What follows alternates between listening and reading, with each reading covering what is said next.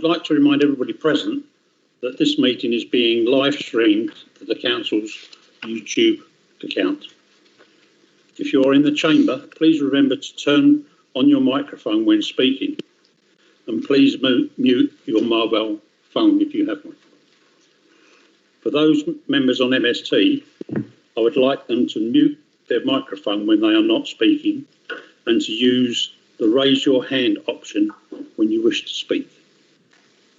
Thank you. Item 1, apologies for absence. I have received apologies from Councillor Baker, and are there any other apologies?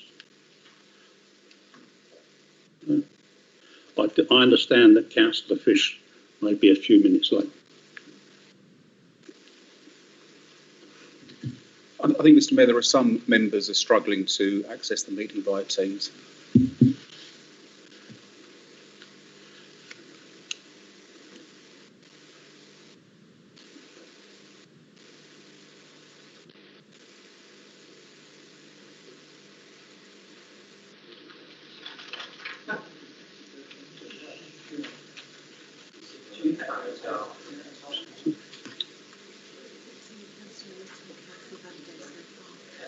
Councillor and Councillor Van Dijk. At present, councillors, at present, it seems to be, it's only Councillor Little. It's only Councillor Little now. Evidently everybody else is online. Okay. Right, moving on to item 2, declarations of interest. Are there any declarations of interest to be made? No. Item 3. I move that the minutes of the meeting of the Extraordinary Council held on the 8th of July 2020 be approved as a correct record as shown on pages 9 to 14 of the agenda. Is that seconded? Seconded, Mr. Mayor. Thank you. Is any member in disagreement with the accuracy of the minutes?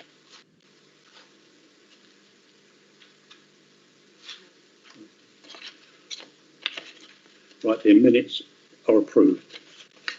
I now move to the minutes of the meeting of Council held on the 8th of July 2020 be approved as a correct record as shown on pages 15 to 37 of the agenda. Is that seconded? Thank you, Councillor. Sorry. Mr. Mayor, Councillor Cathy Kent still can't get access to the meeting, so it's not only Councillor Little. Can we be assured how many members have been able to join the meeting?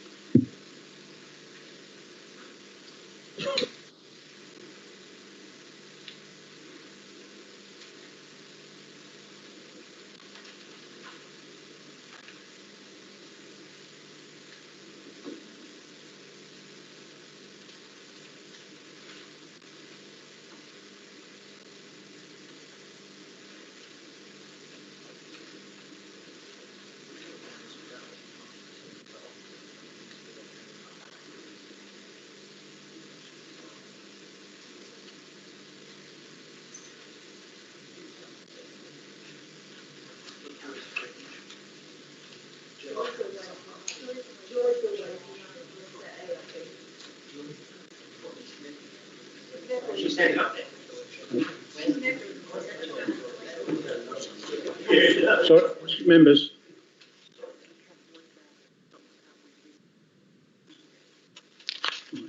evidently Councillor Cathy Kent was there, but she's dropped out and they've resent the link.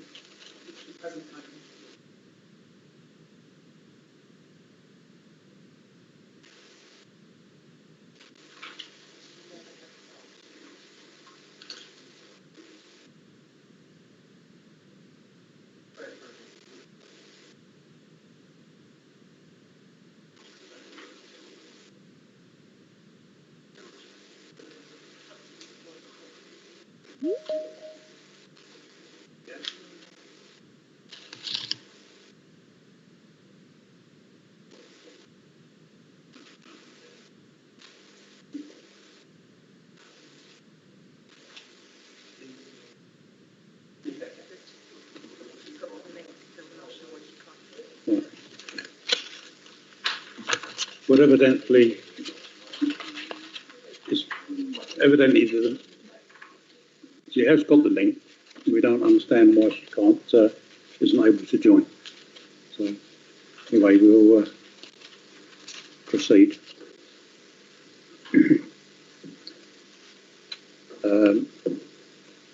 I now move the minutes of the meeting of Council held on the 8th of July 2020 be approved as the correct record is shown on pages 15 to 37 of the agenda.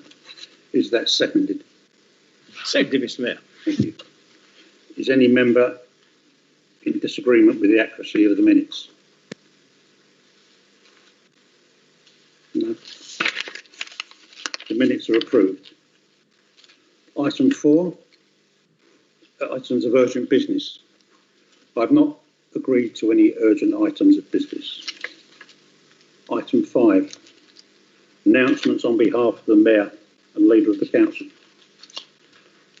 I would like us all to take a moment and remember the Thurrock's fallen of World War II, which can be found on page 7 of the agenda. I will read out the names.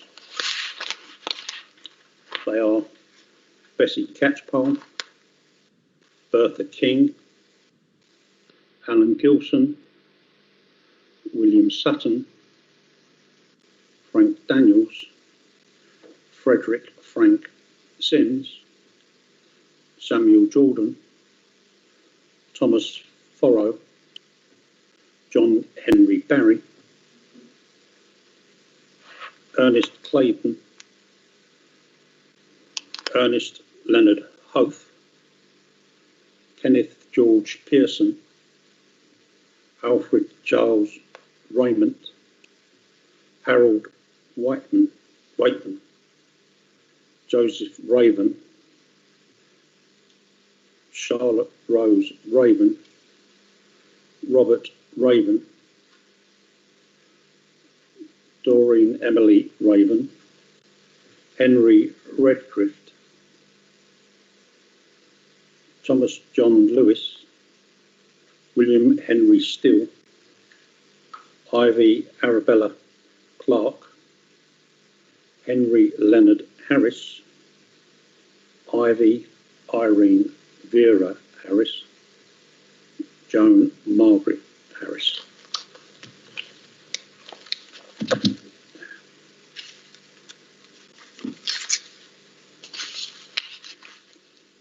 Right, moving on, I would like to announce that I have appointed Reverend Canon Darren Barlow to undertake the role of Mayor's Chaplain this year.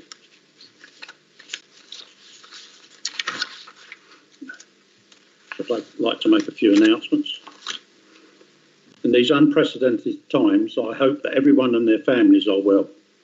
It is encouraging to see that Thurrock as a whole has one of the lowest infection rates in the country, and would like to thank all those that are complying with the advice that is being given in regards to limiting the spread of COVID-19.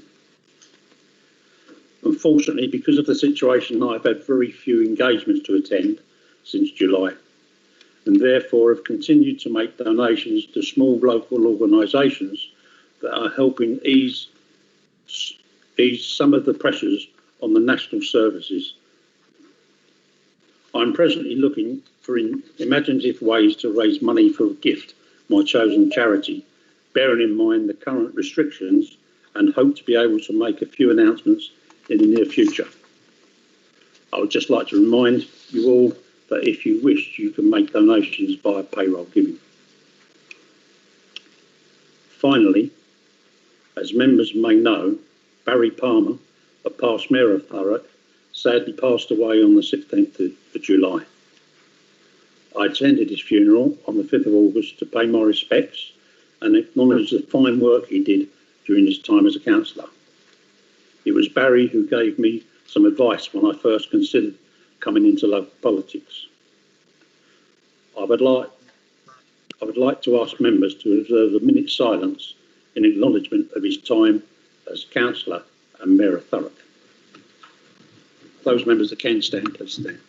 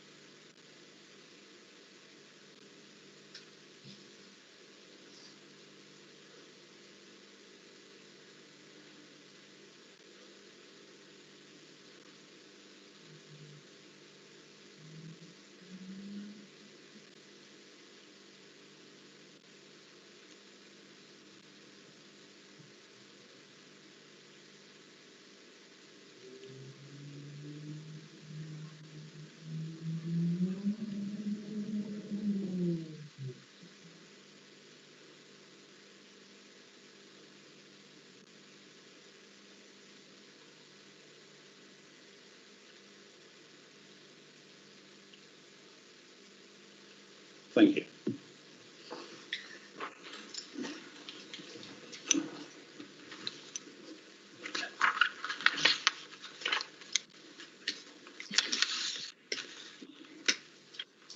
Moving on, Leader, do you wish to make any announcements? Thank you, Mr. Mayor. And before I go to my full speech, obviously, as many of us in here know, who served as councillor with Barry, it is a great loss to Thurrock. It was an absolute fantastic stalwart of the planning committee. And despite the fact he never got my name right once in all the years that he knew me and called me Glenn rather than Rob, despite being corrected many, many times, in the end, after about 2 years, I just let him carry on. But that notwithstanding, was a real influence with me, standing originally when I stood as an independent in Tilbury, before I was elected as a Conservative in 2006. The help and support and the guidance he gave me during that early election was second to none, and something I will always remain grateful for. As I say, I know he'll be truly missed by many people in Thurrock, and certainly the residents of East Tilbury, for whom he served for many, many years. Moving on to my ordinary speech. Over the recent weeks, nationally, we've seen an increase in corona cases and sadly in the deaths associated with those. So it's very clear that we're not out of the woods yet in relation to this pandemic. Thankfully, as you mentioned earlier, Mr. Mayor, unlike other areas of the country, our infection rate remains low, which is why it's more important than ever for us to keep on playing our part in Thurrock. We know we can do this. It was thanks to our sacrifice and dedication that the infection rate was brought down before. So I know that residents of Thurrock have got it in them, what it takes in them to do it again, should we truly have to. As we heard again from the Prime Minister earlier this evening, the new restrictions introduced in the past couple of weeks are not as stringent as those that were needed to be introduced at March to help prevent the increase in the infection. But if we do not follow those guidelines, we can certainly expect more restrictive and indeed more draconian measures being implemented to get this virus under control. As I say, the residents of Thurrock should be proud of the fact that we have kept our infection rate down, and I'll ask them to continue playing their part. Download the NHS COVID-19 app to their smartphone, should they be able to, and do everything they can to comply with the requirements for self-isolation, should they test positive or indeed show the signs of the coronavirus. I would also ask that those that are mask exempt, and there are a significant number of residents in Thurrock that are mask exempt for various reasons, be it from ill health or severe mental health issues, that people do treat these people with kindness and regard. Invisible disabilities play a terrible part in this, where people that have to go about their daily business cannot wear masks, so I'd ask people to remain tolerant of that. Equally, over the past couple of months, the government has announced 2 reforms which will give local authorities greater autonomy and better opportunities to deliver significant growth which will benefit all of our residents. The first, the proposed planning reforms outlined in a white paper published at the start of August. This streamlines the planning process, cuts red tape and harnesses new technology to ensure vital homes and infrastructure can be delivered quickly and in a way that benefits local residents. The current planning laws, as we all know, are somewhat cumbersome, and it's high time for a reform, and we should welcome the proposals, and I would ask everyone to look at the consultation as we go forward. Secondly, and I think probably more important to everybody in Thurrock, is the reforms to local government, which could see local authorities getting more devolved powers from Westminster. In many ways, here in South Essex, we're ahead of the game on this by forming the Association of South Essex Local Authorities 3 years ago to work more collaboratively across the South Essex councils. This work has already resulted in millions of pounds worth of government money being invested for digital infrastructure improvements and assisting with strategic planning. South Essex is an economic powerhouse of the entire county and indeed the entire region. It provides a home for more than half the people in Essex in an area which covers roughly 1/5 of the county. But for decades, it has suffered the infrastructure deficit, and irrespective of political parties, we've always accepted that the right thing to have done was to go unitary, to break away from Essex, to be masters of our own fate. South Essex works, and it works for the whole of the nation. We are a natural economic corridor encompassing 3 international ports, an international airport, and home for 170,000 manufacturing businesses. We've already written as a seller to the government outlining our plans for South Essex that we will believe contribute an additional £15 billion to the national economy by 2050. That's on top of the £17.9 billion we already contribute. We've asked the government to give us funding and powers that we need to unlock the region's enormous economic potential. We're not looking to take powers away from other member councils, of all the member councils. Instead, we're looking at the best way we can work together to ensure that we can have a significant positive impact on the residents' lives in the future, and that some of the powers devolved to Westminster, to South Essex, will improve the lives for everyone across the 6 local authorities that have joined in this way.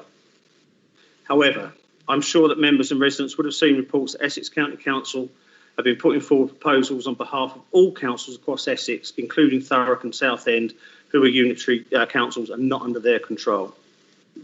I will make it clear again, I am not in support of the proposals they are putting forward. I've written to the leader of Essex County Council on a number of occasions to make clear that stance, as have a number of other council leaders across the whole of the county.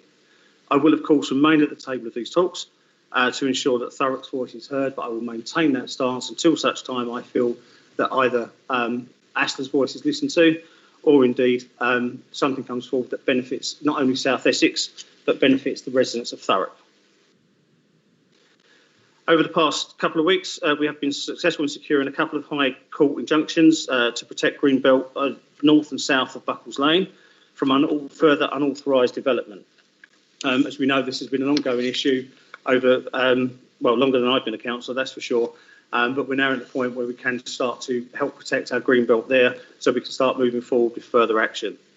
We also find a scaffolding company which has been blighting the lives of residents in Averley by moving their lorries in and out of their premises outside permitted hours. We know that this is an issue that does affect other areas across the borough, including my own ward. But I can assure residents we will work where we can to ensure that businesses that are affecting and indeed blighting the lives of our residents are brought to an end if we have the powers to do so under the planning regulations. I would like to thank every resident for reporting the kind of activity that went on, and encourage anyone else who's affected by out-of-hours HGV movements or indeed other businesses that are impacting on their lives negatively, that they can report this through Thurrock Council at thurrock.gov.uk/planning enforcement. And before I move on to clean it, cut it, fit, Mr. Mayor, I'm very proud of the fact that in the past couple of weeks we've invested in our foster carers in a way that few councils do, and we are taking a Thurrock-based carers out of council tax. I'll say that again, this time with all the words in it. And by taking our Thurrock carers out of council tax even. My Cabinet Member for Social Care, Councillor Howden, has already said this already.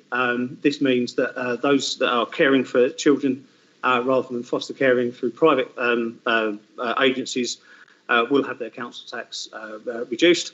And as I understand from Councillor Howden, we've already had 3 so far. So I would encourage more carers that wish to come forward in relation to foster carers to come forward in relation to this and take advantage of this fantastic move forward for Thurrock, and hopefully help keep those that need to be fostered in our care in Thurrock looked after by Thurrock residents.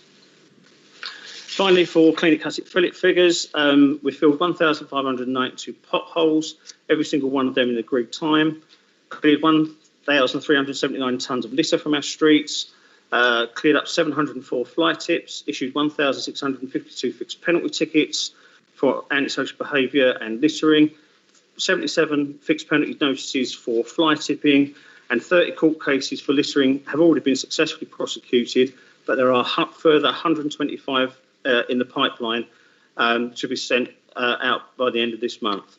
In fairness, obviously, we are fully understanding of the current situation, A considerable number of those offenders have requested extensions to the payment due to the pandemic, and indeed the change in their finances. And indeed, I would ask any other resident that has fallen foul of dropping litter on our streets and has been fined, if you are struggling, to make contact with us as soon as you possibly can, so we can work this out rather than forcing extra costs onto the resident. Thank you, Mr. Mayor. Thank you, Councillor Denham. Yes, Councillor Kent. I just wanted to add my tribute to Barry Palmer. Barry was already a long-serving member of the council when I was first elected and was chairing the planning committee, as Councillor Redhill said, something he enjoyed a little too much, if truth's known. Barry was kind of Mr. Planning for many years. But more than that, Barry was born in Thurrock. Barry lived his life in Thurrock. He worked in Thurrock, and he served Thurrock very well for many, many years. He was universally known as Mr. East Tilbury. Looking at the team screen there, I can see another East Tilbury councillor who would do really well to be able to follow in Barry's footsteps and be treated with the kind of almost reverence that Barry was amongst people in East Tilbury. Barry was a kind man. Barry was a generous man. He was also, when he got him on his own, a very convivial and funny man. He was married to Jan for many, many years, and I can only kind of just try and imagine the pain and sorrow that Jan and their kids are feeling now. So it's with a really heavy heart I say Barry will be missed. There are very few people nowadays that stay in one place for as long as Barry did, or show the commitment that Barry did, and he will be missed. Thank you, Councillor Kent. Moving on to item 6, questions from members of the public. I will now take public questions. One question has been submitted and accepted by the monitoring officer, and this is set out on page 39 of the agenda. For benefit of the recording of this meeting, I will ask that the Democratic Services read out the question to Councillor Mays as set out on page 39 of the agenda. Last year, at the council meeting on the 23rd of October, the council voted to declare a climate emergency and to set up a citizens' assembly to look at ways to reduce carbon emissions to zero by 2030. Since there has apparently been no movement on this, please could you say when this citizens' assembly is to be set up, particularly in view of the escalating climate and ecological crises facing the world? Councillor Mays, please respond. Thank you, Mr. Mayor. And thank you to the resident for the question. As everybody knows, and everybody is acutely aware, things have changed this year quite dramatically. Hence, we are what we're doing now, and people at home. The way we travel to work, the things that we do, the way we live our lives is dramatically different. So, with that in mind, we obviously have to take time. There's very much a position now that we should start to pause and reflect on what is happening and what a post-COVID world would look like, which is why, in terms of air quality and climate change, it's very, very difficult to look at what we're doing now and judge that as what we will be doing in 6 months' time, a year's time, 2 years' time, so on and so forth. So with that in mind, a great deal of work has already been done in terms of sort of preparation for plans and targets, working towards the government's guidelines and targets on this one. So there's been a partnership group that's been established that is led by members, and also, we're elected by citizens, residents.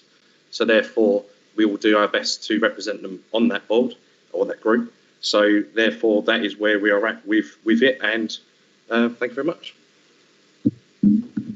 Thank you, Councillor Mays. Moving on to item 7, petitions from members of the public and councillors. Please be advised that in accordance with the council's petition scheme, one notice of petition has been received this evening. I'd ask that the petition is delivered to Democratic Services. Councillor Owen, this petition is to close alleyway between 15 Central Avenue, Tilbury, which goes behind numbers 2 to 32 Northview Avenue. Councillor Allen, you have 2 minutes to speak. So Good evening, Chamber, and thank you, Mr. Mayor. I am this evening submitting this petition on behalf of my ward residents of Central Avenue, Lansbury Gardens, Northview Avenue, Southview Avenue, and St Chad's Road.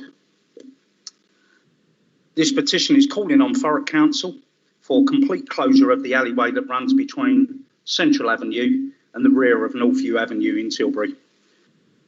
This alleyway is being used for a number of negative reasons. It's constantly being used as a toilet, which in the summer months you can understand it provides a horrible smell that my residents have to endure. It also is used by undesirables to take drugs, and there's used paraphernalia such as used needles discarded frequently, which I've been there personally and removed.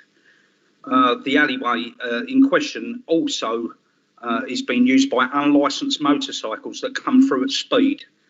Hence, on several occasions, near misses with members of the public walking innocently on the footpath. It's only a matter of time, if appropriate action isn't taken, that someone will be seriously injured.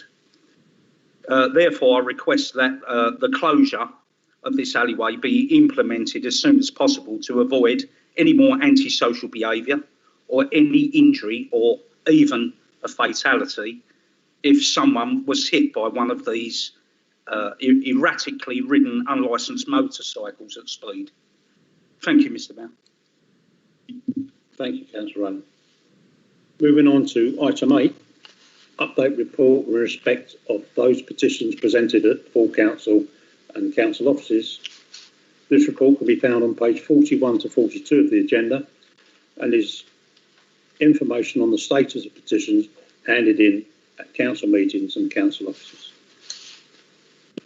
Moving on to item 9, appointments to committees and outside bodies, statutory and other panels. Councillor Gledhill, do you wish to make any changes to the appointments previously made?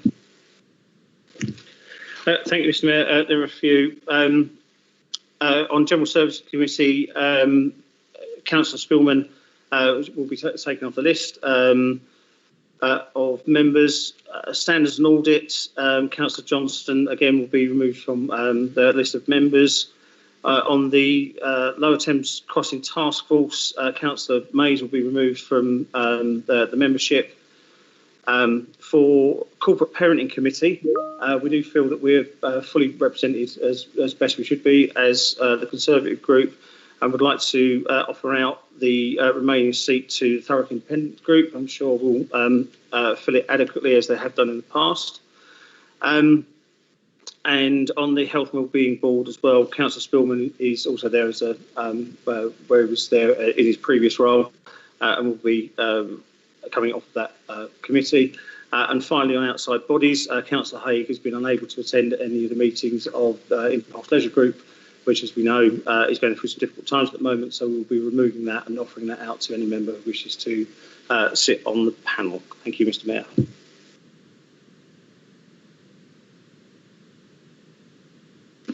Thank you, Councillor Gledhill. Councillor John Kent, do you wish to make any changes to the appointments previously made? I don't, Mr. Mayor, though if the Leader of the Council could elaborate on the difficult times that Impulse Leisure are going through and what the solution to those difficult times is, it would be welcome.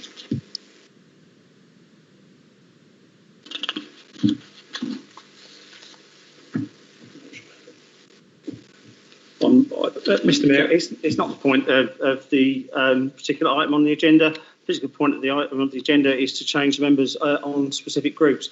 I'm sure Councillor Kent is more than able to read the papers or indeed interact with the local press to find out exactly what's going on, as indeed many other members of the public and indeed the Chamber know exactly what's going on.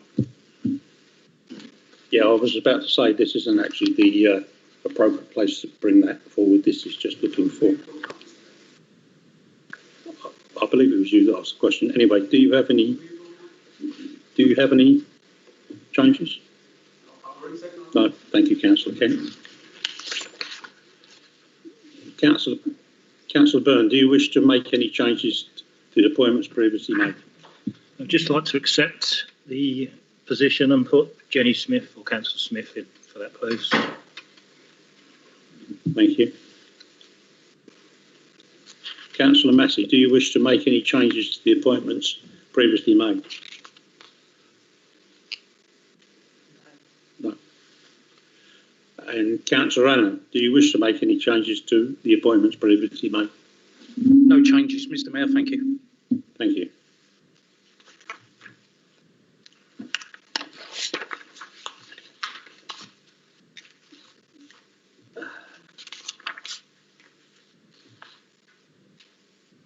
Right, but there are no changes.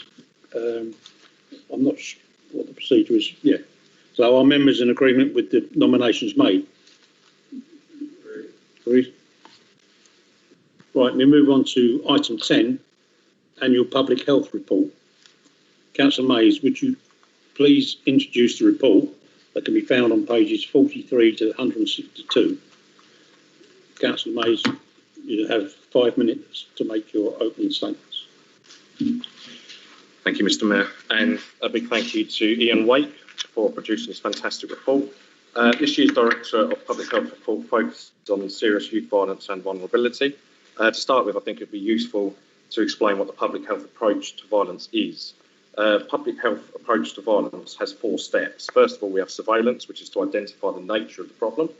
Secondly, it identifies the risk and preventative factors. Thirdly, it develops and evaluates interventions to reduce risk factors and improve protective factors. And lastly, implementation, including scaling up of successes. The report aims to deliver the first 3 steps and take us to a point where we can start implementation. Public health approach to violence also conceptualises violence as a communicable disease which starts with a few cases and slowly spreads out or infects the community. It also makes strong use of data and intelligence and is a whole system approach. No one agency can solve this problem alone. There is a need for a concerted action across multiple agencies. Now we know what the approach has been, we can now start to look at the trends that the report shows us.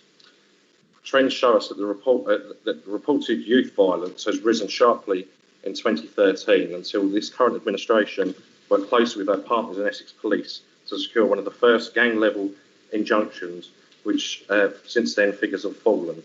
However, there is more to do. We will still actively engage with outside organisations who work with our young residents to steer them away from gangs and other types of crime. We are, of course, massively disappointed at the prevalence of youth violence and violence with weapons. Stats also show the violence is not equally spread around Essex at ward level. There are 6 wards in Thurrock with a disproportionate rate of violence, which is disappointing. Factors for this could well be the easy access to the C2C line that runs through our borough, which is known to be a route for gangs and criminals to enter. We are actively working with the British Transport Police to monitor and reduce this in the future. This does highlight, this report does highlight that deprivation in and of itself is a very poor indicator of violence. The report discusses and explores the crime paradox in depth. Most notably, most of our prison or young offender population have come from deprived or troubled backgrounds. However, on the flip side, the vast majority of people from deprived or troubled backgrounds never actually commit a crime. There are causal and predictive variables which the report has in some detail. Research suggests 2 main causal variables, each have within the 2 sub-variables. So they are being exposed to a criminogenic environment, which is time spent unsupervised in city centre locations and association with criminally involved peers. And secondly, developing a criminogenic personality, which we can look at with low scores on a personal morality inventory or low levels of self-control. There have been some work with Aspire to try and keep on top of this. There are evidence bases in terms of what works, things that we are good at, such as promoting family environments that support health development and providing quality education in early life. Thurrock is very good at these 2 points thanks to our early years and brighter futures provision. There is also preventing gang membership and crime caused by gangs, enforcement, which is targeted stop and search, disruption of trap houses and drug networks. We are doing everything the evidence base suggests, with gang injunctions being particularly effective. There are parts of the evidence base that we know we have to work on, such as the NHS UM service. This report makes a series of recommendations which will allow for myself and other Cabinet colleagues to work with our partners in outside agencies to address issues and improve on the good things we're already doing in relation to serious youth violence and vulnerability. I'll take questions now. Thank you. Thank you.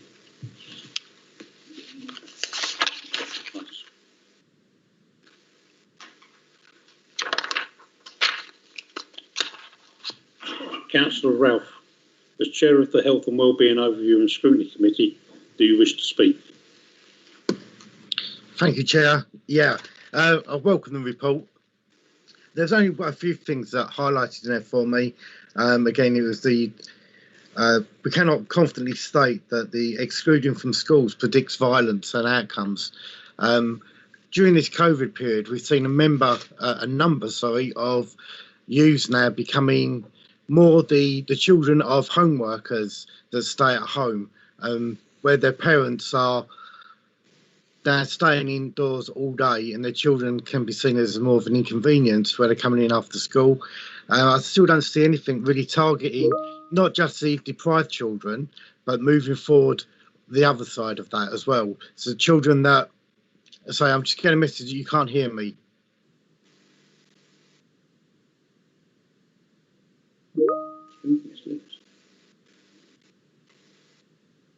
Can you hear me?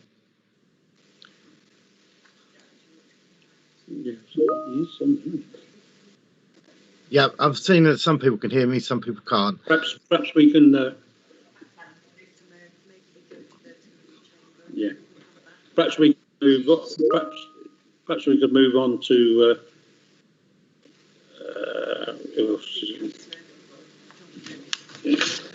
We move on to Councillor Kent. Do you wish to speak?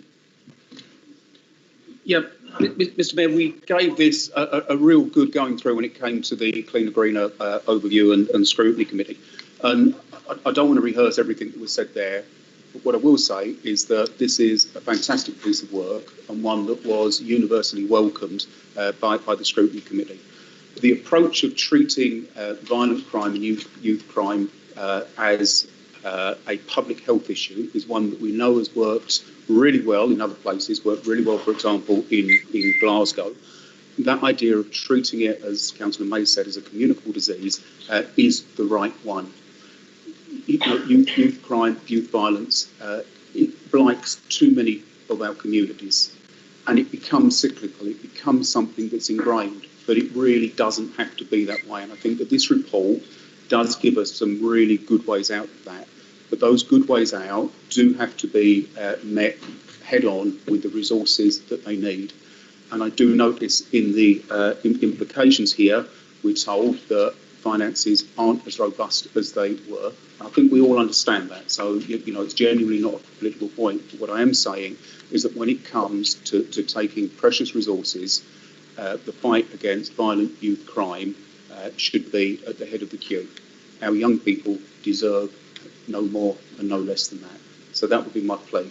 We need to back the recommendations in here with the resources that are needed to see them succeed.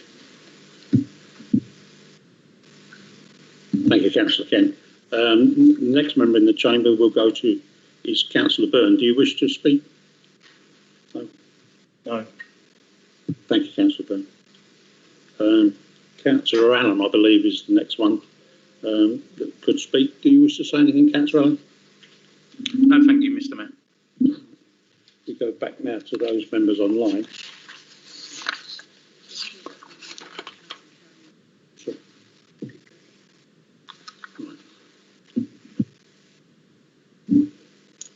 Councillor Kieran, I understand that you have a question. I'd like to say something.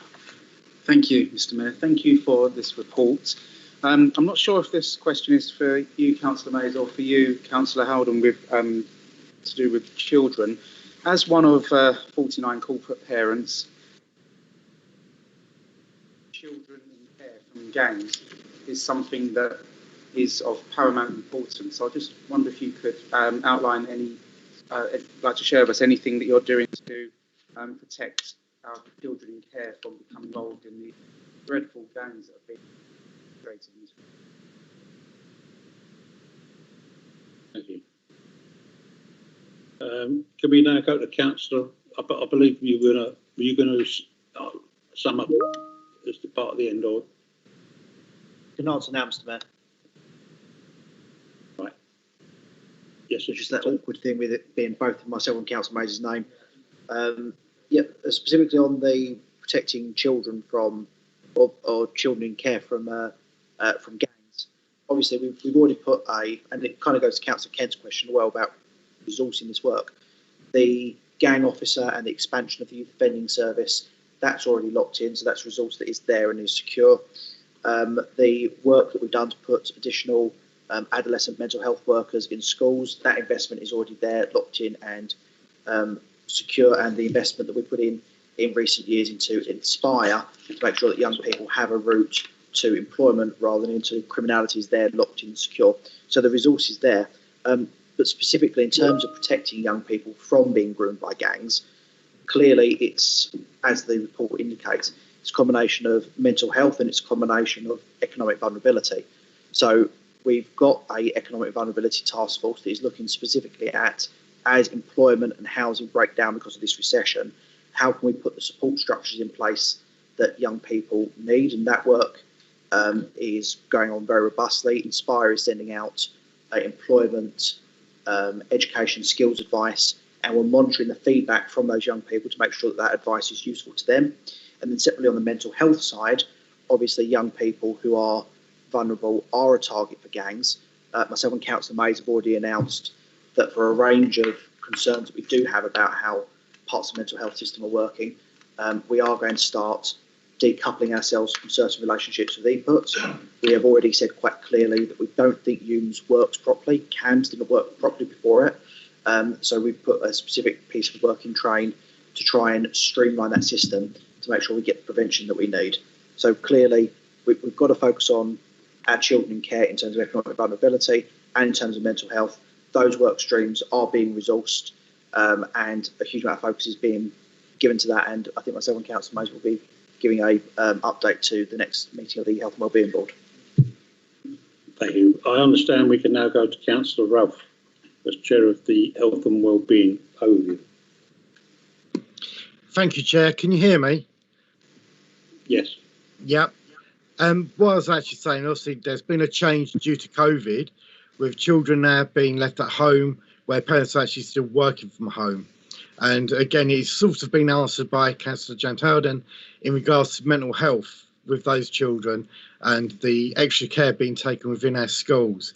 I was just wondering, are we seeking to have more child psychologists within Thurrock?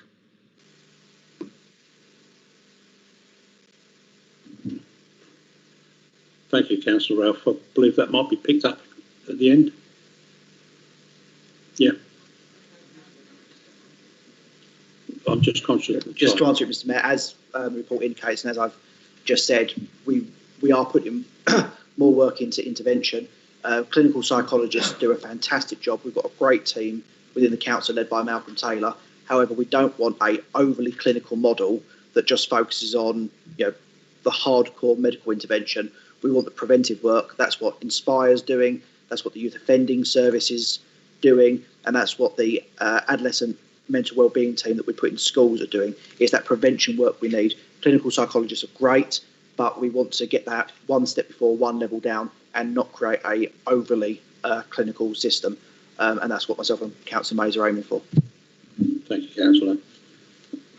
Moving to Councillor Redsill, as Chair of the Cleaner, Greener and Safer Overview and Scrutiny Committee. Do you wish to speak?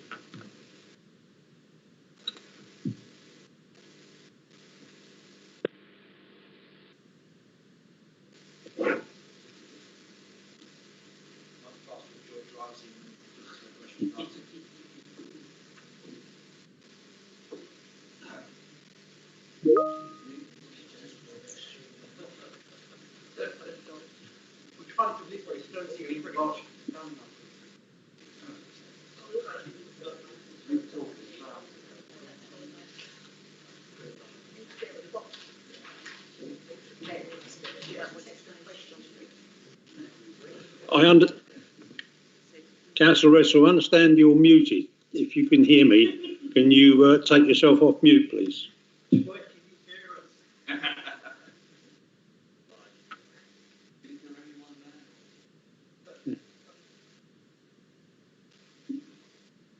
Councillor Russell, do you wish to comment on the report?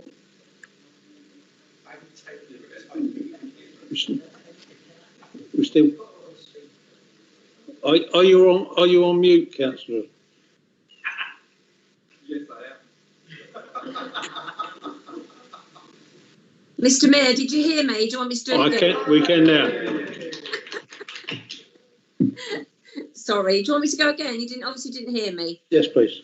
Yeah, just to say that it's a brilliant report. I mean, I know it's a lot of words and it's a lot of stuff to get through, but I think it's if we read it, it's brilliant work being done by a lot of different members and officers and health. So I think it's just what I was going to say was that just to pick up on what Councillor Howden said, that we should be getting to the children earlier. If there's anything wrong in schools, perhaps teachers can pick it up. But if we don't get to the children very early in their life, time they've got to secondary school, we've probably lost them. So we need to get to that part quite early. Thank you. Thank you, Councillor Redson. Councillor Anderson, as Chair of the Children's Services over in the Scrutiny Committee, do you wish to speak? Can I just check, Mr. Mayor, that you can hear me first of all? Thank you, Councillor. Mayor, you can hear me, yeah? Yes, you can. Fantastic. I just wanted to some of the other comments made by other chairs. This report came to Children's ONS at the last meeting. It sparked really good discussion. I think it's a fantastic report. I know it's something that is continuing to do, but I just wanted to raise the point of continuing to work with colleagues and partners in London, in other areas. Got a message through that you can't hear me. Still hear me, can you?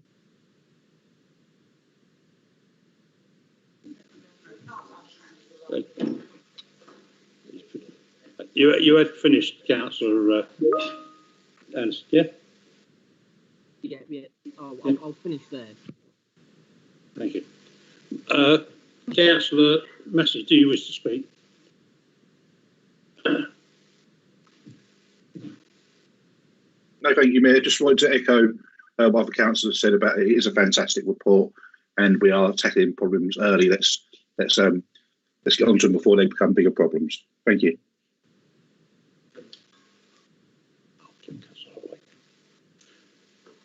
Councillor Holloway, I understand you'd like to speak.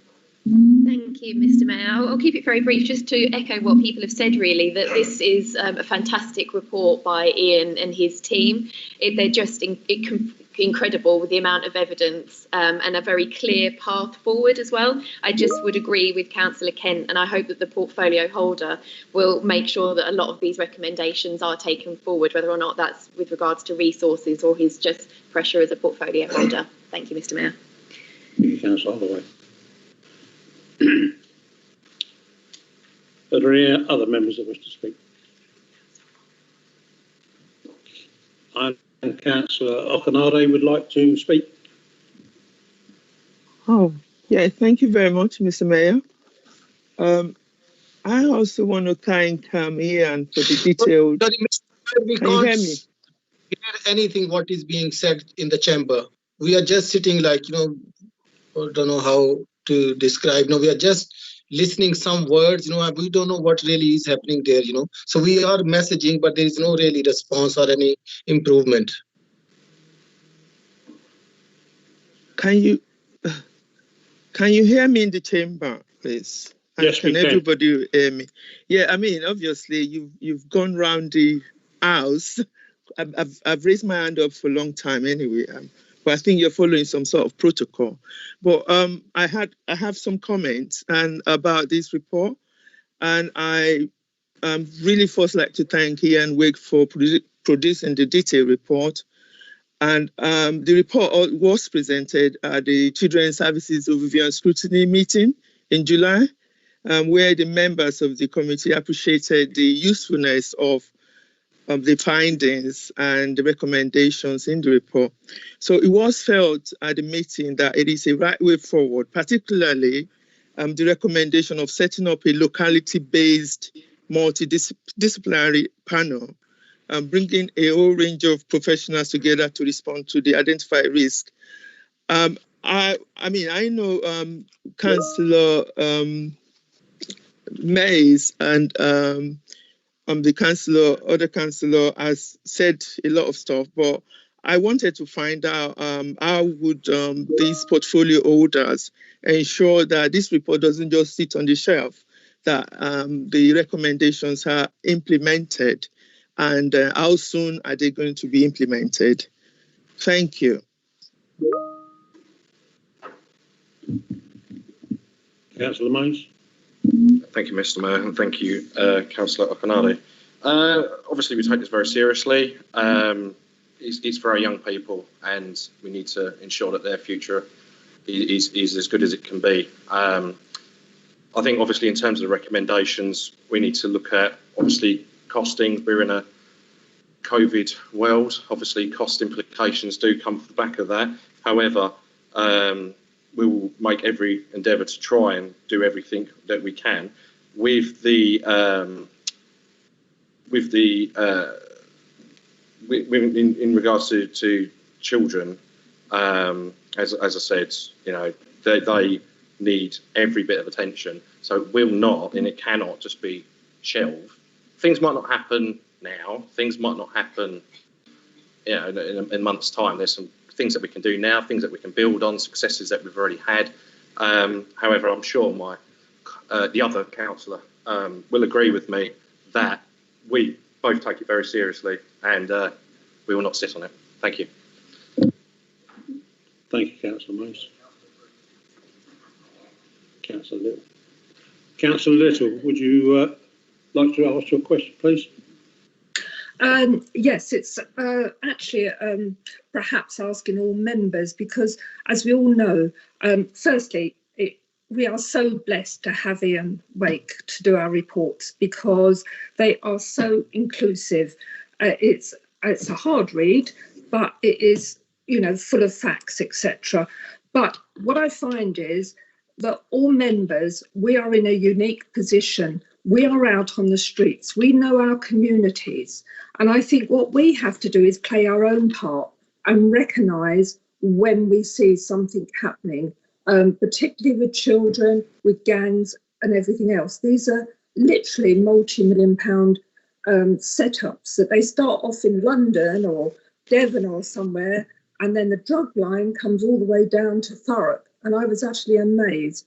But what I was disappointed in is we have a very good training course that actually shows you how gangs and how they all set up from a 7-year-old upwards to a 21-year-old, and how it all works. And what I was disappointed in is not many members have actually signed up to go and have a look at these papers and have a look at this course. It literally takes half an hour, but I would employ all members to actually go and do that, because I'm sure it will be a real eye-opener, and you yourselves will be able to recognise things out in the street. And I think it's important we play a part as representatives of Thurrock. Thank you. Councillor Spillman, I understand you'd like to speak. Yeah, can you hear me? Yes, we can. Brilliant. So I was very pleased to hear Councillor Howden differentiate our approach from the clinical approach, because one of the things that I feel really strongly about is the fact that the clinical approach to behaviour, to challenging behaviour in children, will turn out to be one of the great medical scandals that this country has ever seen.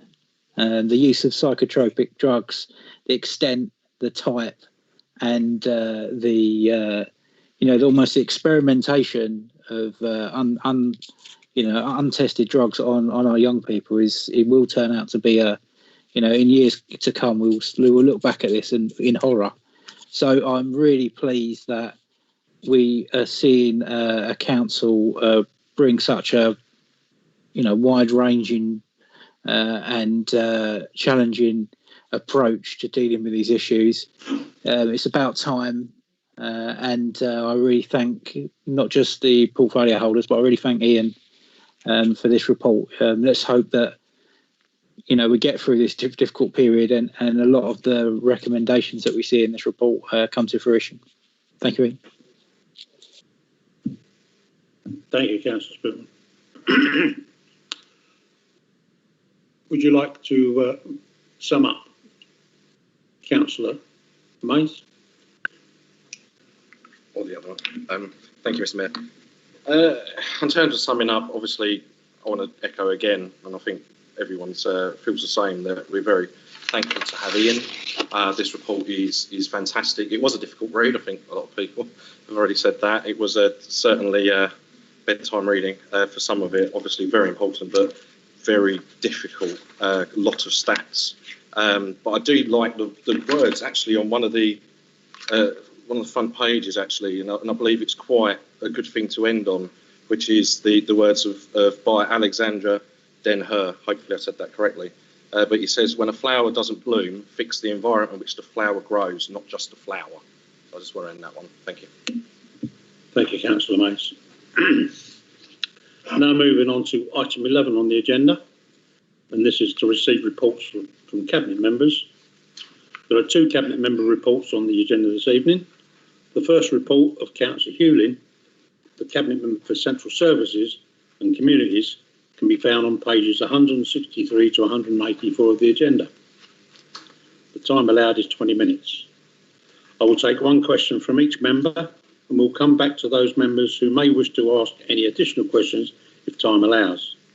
Please can I remind members to be as brief as possible in their questions and answers to ensure that we cover as many of the questions submitted as possible.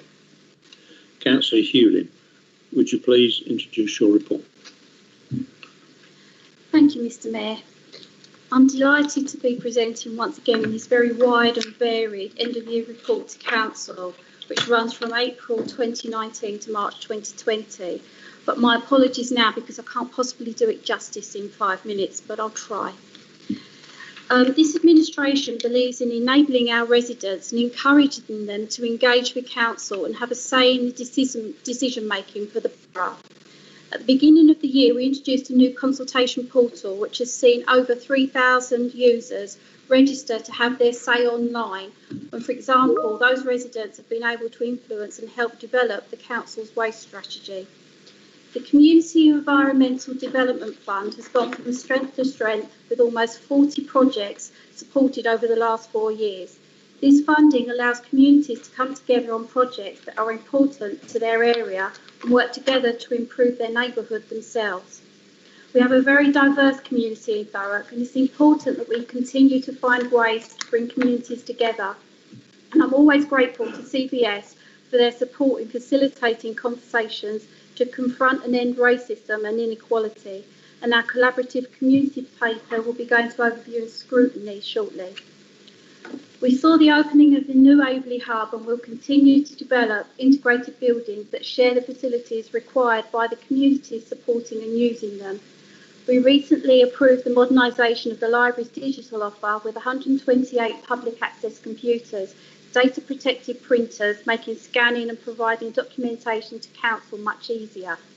Going forward, we're modernising the library management system via membership with Essex to a library consortium that will, at no more extra cost, give residents access to over 6 million books, and we will go from about 500 e-books to over 37,000 and a much more enhanced phone app. Over 95% of households are now registered with My Account. Residents are able to report a variety of issues such as planning breaches, abandoned vehicles, fly tipping and much more 24/7, and the communications team have continued to work to improve resident engagement via social media channels such as Facebook, Instagram and Twitter, plus a monthly e-newsletter. Our customer service team have rolled out the right first time training to all council employees. Residents deserve to have a right first time experience, and when they don't, we want the complaint dealt with effectively. And so the governance team will work side by side with the right first time ethos by reducing the complaint stages from 3 to 2 and working with service areas to ensure residents' outcomes are improved. Our information technology team, the people doing the backroom stuff that many of us don't understand. The modern day engine room, they write programs, procure equipment and join up the gaps to get systems working and talking to each other so that over 2,700 staff, 160,000 residents and 49 members can communicate with each other, pay our bills, report and fix our problems, making things like the outcomes of the Fair Debt Summit possible. They will continue to manage £4 million of government grants for improvements to internet speeds across the borough with full fibre networks and updating My Account to allow residents to report even more online. In the last week of this municipal year, COVID-19 happened. Thurrock is a leader. It's an award-winning authority. So many awards, I'd use up my 5 minutes just listing this year's. Other councils look to us for help, guidance and best practices because we're always trying to stay ahead of the curve. No one saw a pandemic coming, but all the works we undertook in 2019-20 stood us on firm ground to deal with it. On the 23rd of March, when the country was told to stay at home and businesses closed, we shut our building, but not our services. Thurrock Council didn't grind to a halt on the 24th, it carried on. The IT department worked their socks off to mobilise systems so that the call centre staff and service providers could continue to operate from home. Theatre staff and environmental enforcement officers organised and distributed emergency food parcels to shielding residents. Librarians learnt how to triage emergency calls and helped operate the COVID centre with Stronger Together and CVS. I cannot thank our staff, CVS and all of Thurrock's residents and volunteers enough for their help. Within days, the emergency group Thurrock Coronavirus Community Action was set up to help vulnerable residents, and over 500 volunteers were collecting prescriptions and doing essential shopping for those having to isolate. The Arts and Culture team worked with local artists and CVS with a combined small grants offer for local COVID-related projects to improve health and wellbeing, and arts groups and councils worked on interactive and virtual offer during lockdown. Council, residents and voluntary organisations working together as one highly effective collaborative community. Who could ask for more? Thank you. Thank you, Councillor. Councillor Abbas, as Shadow Portfolio Holder for Communities, do you have any questions to ask the portfolio holder? Yes, Mr. Mayor. Thank you for your report and thank you to all the officers and TCCA volunteers for their good work in these difficult times. And thank you for accepting my suggestion to mark the 25th anniversary of Bosnian genocide. My question is, as you have mentioned in second page of your report, the terrible incident where 39 people lost their lives. There were discussions to build a permanent memorial for these victims. Can you please confirm what progress has been made and when that memorial will be built? Thank you. It's under discussion. It'll be looked at. It'll be a collaborative consultation with community and residents, as always, on what we'll do. It's very difficult at this time to actually be doing anything, but I'll get officers, say, members as soon as we can on where we're going forward with that. Thank you. Councillor Evans, do you have any further questions to ask? Yes, please, Mr. Mayor. My second question is regarding your report on culture and heritage. My question is, do you have any plans and have you allocated any funding to digitalize the museum record and articles of historical values? Hopefully we helped cover that when you and I visited the museum together and the back rooms. There is funding and all of the items are being digitalised. It's a very slow, long, painful process. If you can imagine, there's 40, 50 years of artefacts that have to be handled very carefully because of their age, but weren't always logged because it wasn't digital back then. They weren't always logged with who it belongs to. So even finding out the back history of the article, who it belongs to, whether we can display it, whether it's got to go back anywhere, all of that has to be done at the same time. So yes, there's funding, yes, we're working on it, but it will be slow. And Councillor Abbas, do you have a final question? Yes, Mr. Mayor, and thank you for your answer. My last question is, you have mentioned in your report your focus is on community-driven arts and culture activity, which relates to Art Council England's CPP program, but you failed to secure funding from Arts Council. How confident are you that the next bidding will be successful? Thank you. I'd like to say I'm 100% confident, but I'm not on the panel that's giving the funding. All I can say is that as a collaborative community, artists, volunteers, everybody's come together to support this. And this, all I can say really is that this last 6 months has only helped, I think, us to evidence to win our case on how we've all come together and worked together. The arts and cultural offer has to be community-led as well as helped and supported by council, because it's only then you get engagement from the people within the borough to engage with arts and culture if it's things that they want. And we've done an awful lot of work in the last year and a half to gain that evidence, to go back with what was a hair's breadth miss on getting funding. So I think we're in the best position possible to get it this time. Thank you, Councillor. Councillor Redser, as Chair of Cleaner and Greener and Safer Overview and Scrutiny Committee, would you like to speak? Thank you, Mr. Mayor. Can you hear me? Yes. Good. Okay. Thank you, Councillor, for the report. You know how passionate I'm about the libraries, and just like to thank Mr. Mayor for giving the little boy who did the petition for 600 people for Blackstock's Library. So I would like to thank the portfolio for trying to get the libraries opened again, because they mean so much to people. It's not just, I hate to say this, but it's not just online. It's actually holding a book and reading it. And it means the libraries mean a lot to the elder population, because it's not always to go in there and read a book. It's just to talk to someone, whether it be for a few minutes. I'd just like to thank her very much. There's not a couple of other things I'd like to go in, but I probably can drop her a line on that. Thank you. Thanks, Mr. Mayor. Thank you, Councillor Redson. Councillor Garish, as Chair of the Corporate Overview and Scrutiny Committee, would you like to speak? Thank you, Mr. Mayor. As the portfolio holders report makes clear, our communities have been disproportionately badly affected by COVID-19. Could I ask, what objectives has she set herself for this year to ensure that our communities are properly supported to recover? Very good question, Councillor. Thank you. It's a moving target, obviously, and we still need to look at what is going on. We're working very closely and will continue to work closely with voluntary services and CVS, who have already started doing surveys and collecting data from voluntary groups on how they've been affected.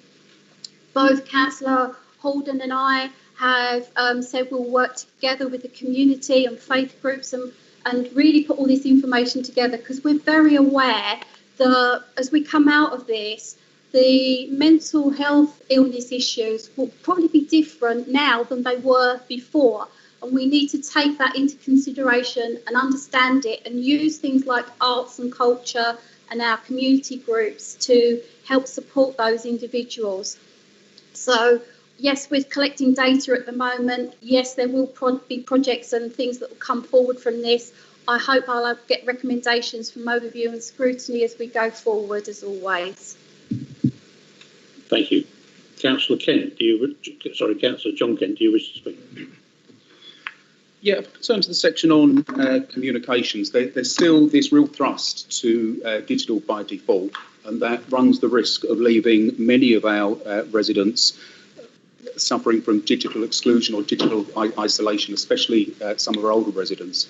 And I think during lockdown, most councillors here would have had some older people contacting us because, frankly, they don't know what's going on, with the only channel the council uses now being online. So the question is, what assessment has the portfolio holder made of the number of people, especially older people in the borough, who are suffering from digital exclusion? We've always been accountable for making sure that we include all residents. We've got 90% of residents are now online. There is 10% that we still do need to look after very carefully. We've got a telephone. Most residents, those without digital knowledge, have a telephone and know how to work it. They phone the call centre, they speak to a member of staff, that member of staff gets them help. And if that means sitting and doing it digitally for them while they discuss their issue, then that's what happens. That support has always been there. It will continue to be there. Libraries were a good way for the elderly residents and those without internet access at home to gain that access and to gain help to do services. You can shake your head, but they are there for that, and librarians do it. No, obviously not through lockdown, but they are now open and people can come in and they can get help. But like I say, John, everybody in this country now generally knows how to use a telephone and can pick it up and speak to a council member. Councillor, there's always assessment. You can keep mumbling in the chambers about processes not being right, but there is always assessment. We continue to support those residents that don't have digital access. That will never stop. I thought I made that clear. Obviously not. Thank you, Councillor. Councillor Byrne, do you wish to speak? Yes, please, Mayor. Oh, well, I thought it was a good report and there's a lot crammed in it. Considering we've lived day to day with not knowing what's happening tomorrow, I think we've done, I'm going to say we ain't done too bad, have we? So, yeah, support everything the lady said. Thank you. Thank you, Councillor Byrne. Councillor Massey, do you wish to speak? Yes, please, Mr. Mayor. Just want to say thank you very much for the report. I think that, like Councillor Byrne said, there's a lot in it. There's a lot going on. Oh, is there somebody else? No, in the chain. Sorry, there's a bit of a delay there. I just wanted to raise a couple of points. On page 183, talking about the upgrade to the data centres that were carried out, I do remember Councillor Hebb mentioning about hackers holding councils to ransom a few years ago in the chamber. So it's really pleasing to see that we've taken down board as a council and upgraded that equipment, as there is a council in the north of England that had an attack on them, and it cost over an estimated £10 million to recover from that in a long time. So I think getting our IT and information technology up to date is very important, and even more important in the COVID situation we're following now. My question is, or the first question, you mentioned that we did early delivery to Microsoft 365 Phase 1, which enabled Teams, which I think, although not perfect, we're all very pleased that's happened. Otherwise, we'd be in a much harder situation than we are now. And my question is Phase 1 where we are still, or is there more phases to come that we could see more benefits to this technology? Difficult question for me to answer because I'm not the most tech-savvy councillor there is, but what I do know is our IT department are constantly looking at ways of upgrading and updating to get better experience for all users. So if there's a Phase 2 and a Phase 3, they're definitely going ahead because it is our way forward. And yes, Councillor Kent, you said that this meeting is a shambles. Under your breath, you didn't say it to the Mayor, but I heard it. I don't think it's a shambles. This is new technology for Microsoft. It's new technology for the council. The IT department are doing their best. Democratic services are doing their best. Nobody will beat themselves up more than the staff that are trying to get this experience done for us. It not only relies on that side, the operational side and the software, it relies on users as well. So when councillors don't have their cameras on properly, are looking at the ceiling or forget to unmute their microphones, it causes problems which you can then say are a shambles. But we're all learning. It's new to everyone. We'll get there.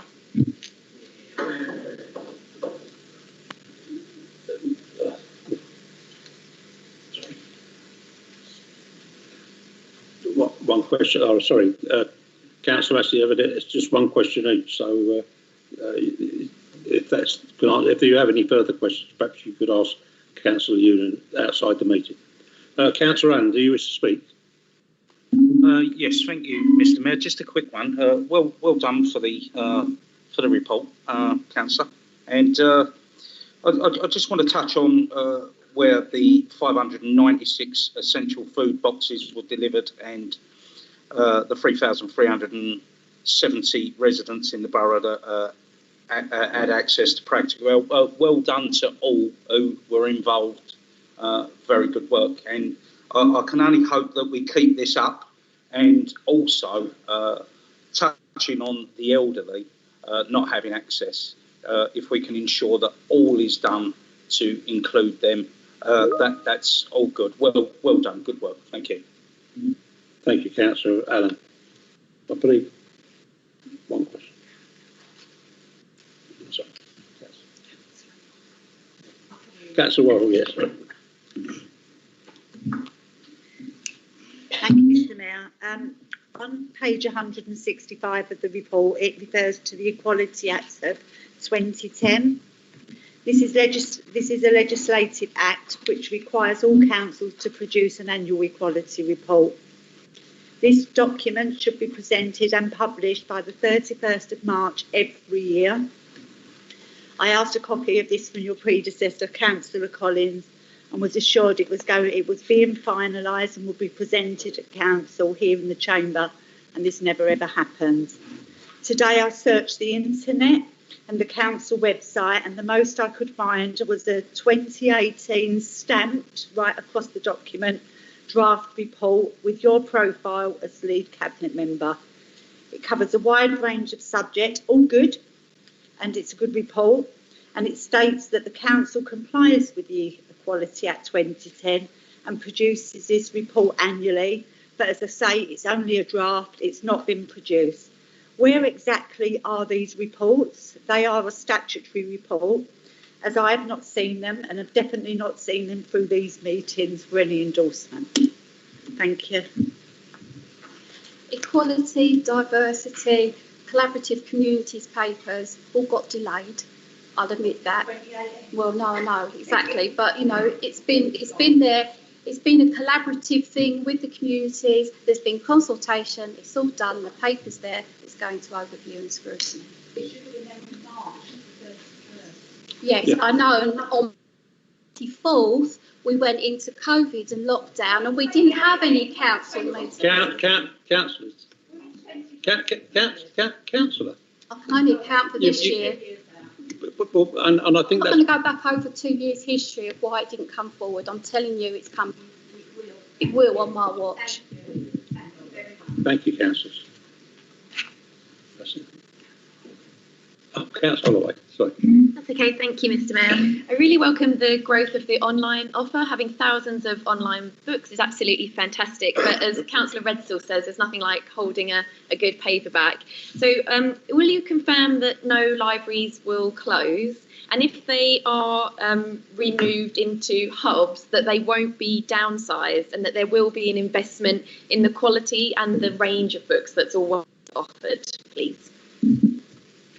This administration has always stated we will always work to maintain library services. I can't promise where that'll be because obviously as time changes and buildings amalgamate like hubs and things, libraries may move in. It's really a community-led thing on what services goes into that.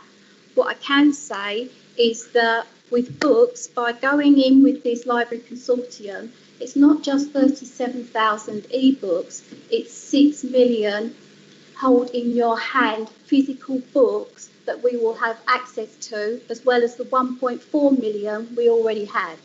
And that can be done via contact with your library or a phone app where you can reserve a book, and within the consortium those books can be reserved and moved and taken back to your local library, or you can go to one of those other libraries that you want to pick it up. but they will be available because there's nothing more pleasing to me than the smell of a book and paper pages to hold. Thank you, Councillor Hewden. Would you now like to sum up, please? Thank you, Mr. Mayor. So during the year, our corporate transformation... Sorry, Mr. Mayor. I'm very sorry. I've been raising, my hand is up since, but I have not been asked to ask my question. Have you missed something? No, the time limit for this item has been exceeded already. So my question is very, very absolutely important, and just because I'm not in the chamber doesn't mean I cannot ask my question. The time allowed. It is absolutely important. My question, it is absolutely important, and you have to be inclusive. I am using team because I'm not allowed in the chamber.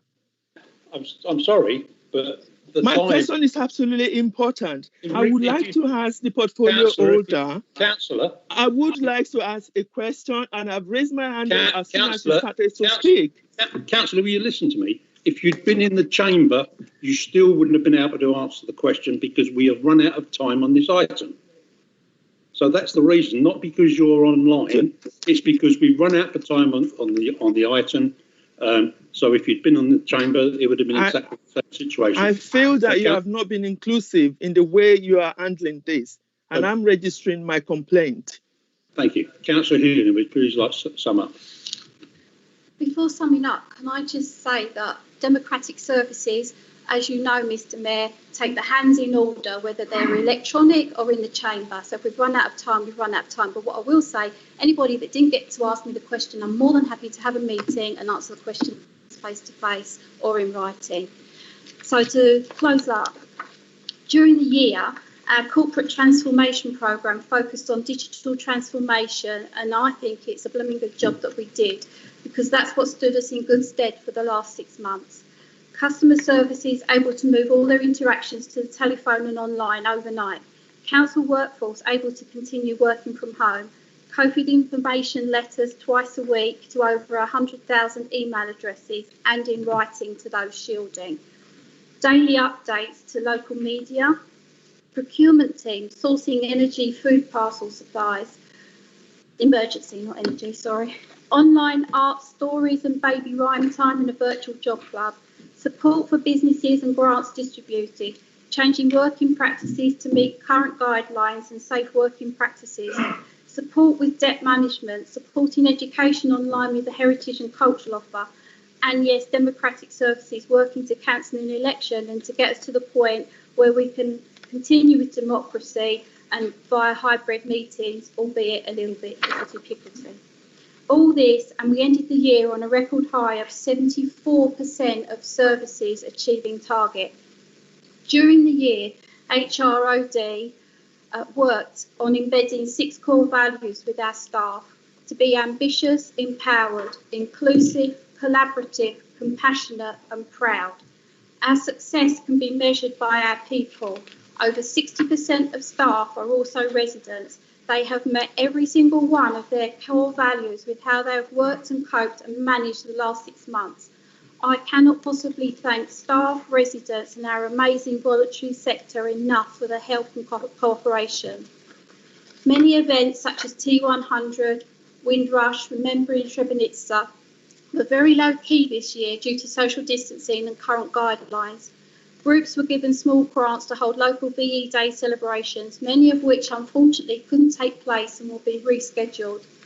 Council, local artists and voluntary sector recognise that lockdown and COVID will undoubtedly affect our health and well-being, and so a collaborative approach to help and support will become even more important. We will continue our community-driven approach to arts and culture activities. Our shared vision relates to the aims of the Arts Council England Creative People and Places programme, and we will continue to support bidding for funding. As we navigate our way through this unprecedented year, I'm sure a new normal is going to evolve, and so will our services. Thank you, Councillor Hewden. We now move on to item 12, the second report of Councillor Mays, the Cabinet Member for Health and Air Quality, can be found on pages 185 to 202 of the agenda. Councillor Mays, would you please introduce your report? Thank you, Mr. Mayor. It's been a privilege to become the portfolio holder for the areas of health and air quality at the beginning of the year. The two areas that I care passionately about, and bringing the two parts together really does recognise the relationship between supporting people to make healthier lifestyle choices, having access to high quality service when they need them, and the impact air quality has on residents' health and well-being. There is clear links with my fellow Cabinet member and portfolio holder for adults and children's social care, as well as Councillor Holden being the chair of Thurrock's Health and Wellbeing Board. We have worked closely and will continue to do so. When I took on this portfolio, never in my wildest dreams or thoughts would I have imagined what was to come. In March of this year, this country entered an unprecedented lockdown due to the COVID-19 pandemic. After weeks of rising cases, the Prime Minister came on the television and announced that the people of this country were to stay home, save lives and protect the NHS. People's lives dramatically changed. However, whilst the majority of the country followed the rules and stayed home, key workers up and down the country still went to work to ensure people still had the vital services they need. To each and every person who played their part by either staying home or worked as key workers, thank you from the bottom of my heart. As a country, we have had to learn to adapt to the changing COVID landscape and restrictions. For those that couldn't work, our government wrapped their arms around them with the furlough scheme, which saved many people's livelihoods, which in turn helped with their health and well-being. In Thurrock, this council moved into overdrive to still deliver services to our residents as much as possible with restrictions in place. The community and council came together to deliver 596 essential food packages during the lockdown, which provided much needed supplies to our most vulnerable residents, including 572 of those that were shielded. Thurrock's public health team have been fantastic throughout this pandemic and established the local outbreak control plans to protect our residents. Of course, the hope is that we'll never have to use them. However, we have plans in place should be needed. There has been a great deal of positive work done on mental health services in the borough over the last 18 months, including the successful pilot of the STEPS programme and the launch of the 24/7 mental health crisis response service across Mid and South Essex. Although progress in mental health has been made, there is still a journey to go on to ensure people get the help and support they need when they need it. Just to help us with this journey, we will establish a mental health steering group that will discuss the needs of residents of all ages, plus the new challenges put on people's mental health by the COVID-19 lockdown and economic fallout. We continue to work with our health and third sector partners to adapt to any new challenges that COVID-19 will bring. In regards to the IMCs, I am pleased to say that the construction will start on the Corringham IMC site in November of this year. This will be the start of the exciting improvements to our primary care services to deliver a more integrated health solution. There will be 4 IMCs in total, with Corringham starting in November, then Tilbury and Chadwell, Purfleet and Grays. Integrated medical centres will enable people to be directed to the healthcare they require, as not everybody needs to see a GP. It will depend on their requirements, which will free up vital GP times for people who actually need to be seen by a GP. Turning to air quality, we brought a paper to the CGS meeting earlier this year to refresh the air quality and health strategy. This is still my aim. However, with COVID, now would not be the right time to refresh the model for years to come. This is because we do not know what the new normal is, especially with people travelling less and using technology within their jobs a lot more frequently now. Although the base work has started with this, we need to be in the new norm before we complete it. We have been working with schools before lockdown to continue to strengthen our working relationships by developing and supporting the anti-idling campaigns in school. In particular, children from Woodside Academy participated in a competition and created amazing drawings for the campaign. We hope the success for this will further promote anti-idling, and I will work with my Cabinet colleague for Education, Councillor Jeffries. Enforcement for idling carries a £40 fixed penalty notice, so we can all switch our engines off when we're in an idle position to reduce pollution.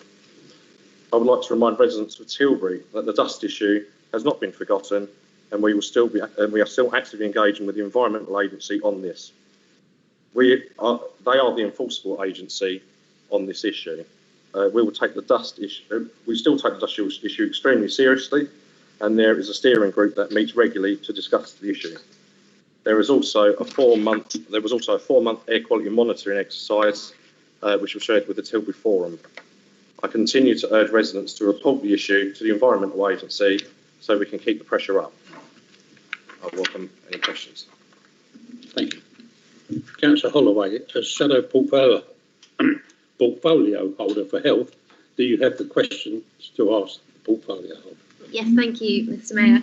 Firstly, just like to briefly pay tribute again to the fantastic work of the public health team, council staff, the NHS staff, our care providers, every one of them ensuring that Thurrock is one of the lowest affected areas in the country and looking after all our residents.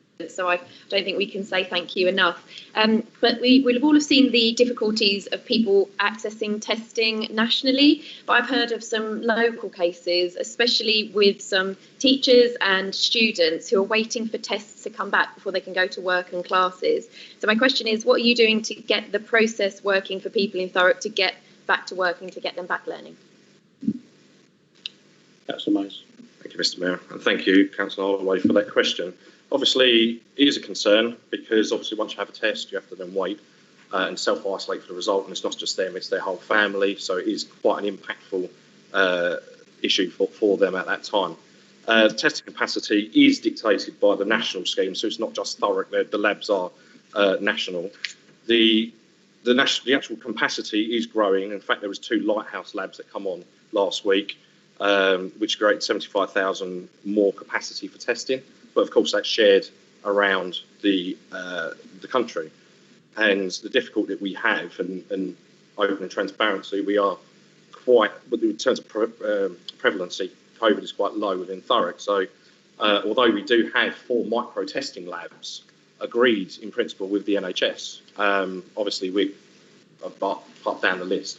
Obviously, I'm working with officers and directors to really push for that, because at the end of the day, whether we're down the list or not, we need to make sure that the people who need to test can get a test. So we're still working with our providers and partners to be able to do that, so it's not being left. Thank you. Councillor Holloway, do you have a second question? Yes, very briefly, Mr. Mayor.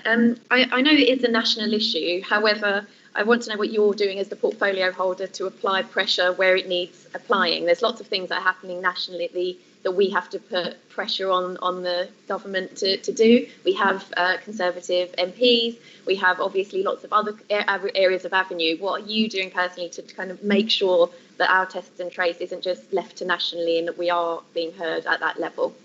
Thank you, Mr. Mayor. Thank you, Mr. Mayor, and thank you for your second question.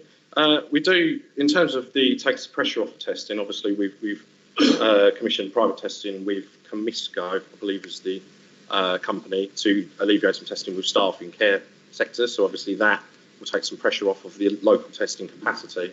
However, obviously I am actively pushing with my directors, getting them to work with our partners and discussion with partners on how to actually increase provision. However, as I go back to, this is not just a Thurrock thing. We although the tests are in Thurrock, we have to understand that COVID is not just in Thurrock, it's across the country. So in terms of testing capacity, we are held by the national side of things. So as much as we can lobby, obviously I speak to MPs, we can do all sorts. However, what is happening across the country is more testing is becoming available, and more testing will become available over the coming weeks and months, which obviously will benefit greatly the people of Thurrock. Thank you. Councillor Holloway, do you have a third question? No, thank you, Mr. Mayor. I know other colleagues have got questions. Thank you. Councillor Ralph, as Chair of Health and Wellbeing over in the Scrutiny Committee, would you like to speak? Thank you, Mr. Mayor. I just welcome the report and to say thank you to everyone in the health teams that have worked during this time. No one predicted that they'd be facing a pandemic. I welcome the mental health, the change within mental health, and also welcome the COVID test centres that have been put in place in Corringham. Thank you.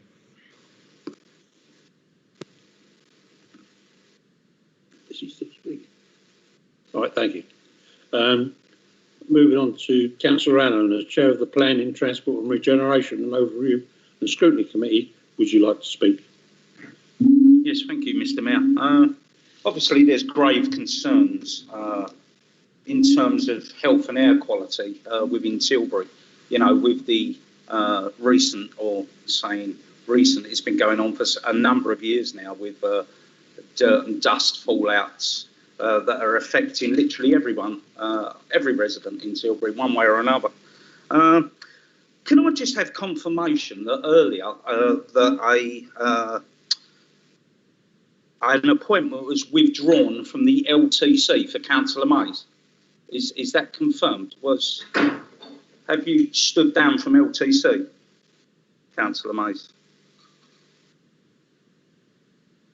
Because if you have, I'd just like to point out that the LTC, the Lower Thames Crossing, is undoubtedly the biggest threat that faces Thurrock, and it's going to be quite harmful to Tilbury and the residents. So, in terms of air pollution, it's an ecological and an environmental disaster, and it's going to pose major health threats to the people of Tilbury. And I'm taken back. Who consented that you?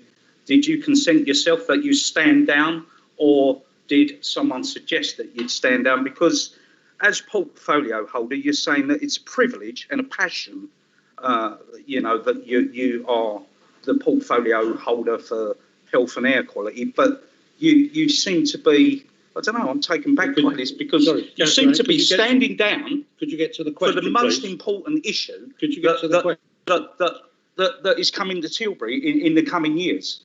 So are you not interested that you stand down, Councillor Mays, you know, and not represent the good people of Tilbury like you're supposed to be, that is going to be affected by this? Okay, Councillor Allen. Well, you know, when I asked you to, there was no question amongst that. That was a statement. This section. Who consented that Councillor Mays did he make the conscious decision himself to stand down and not represent the good people of Tilbury on this issue, right, okay.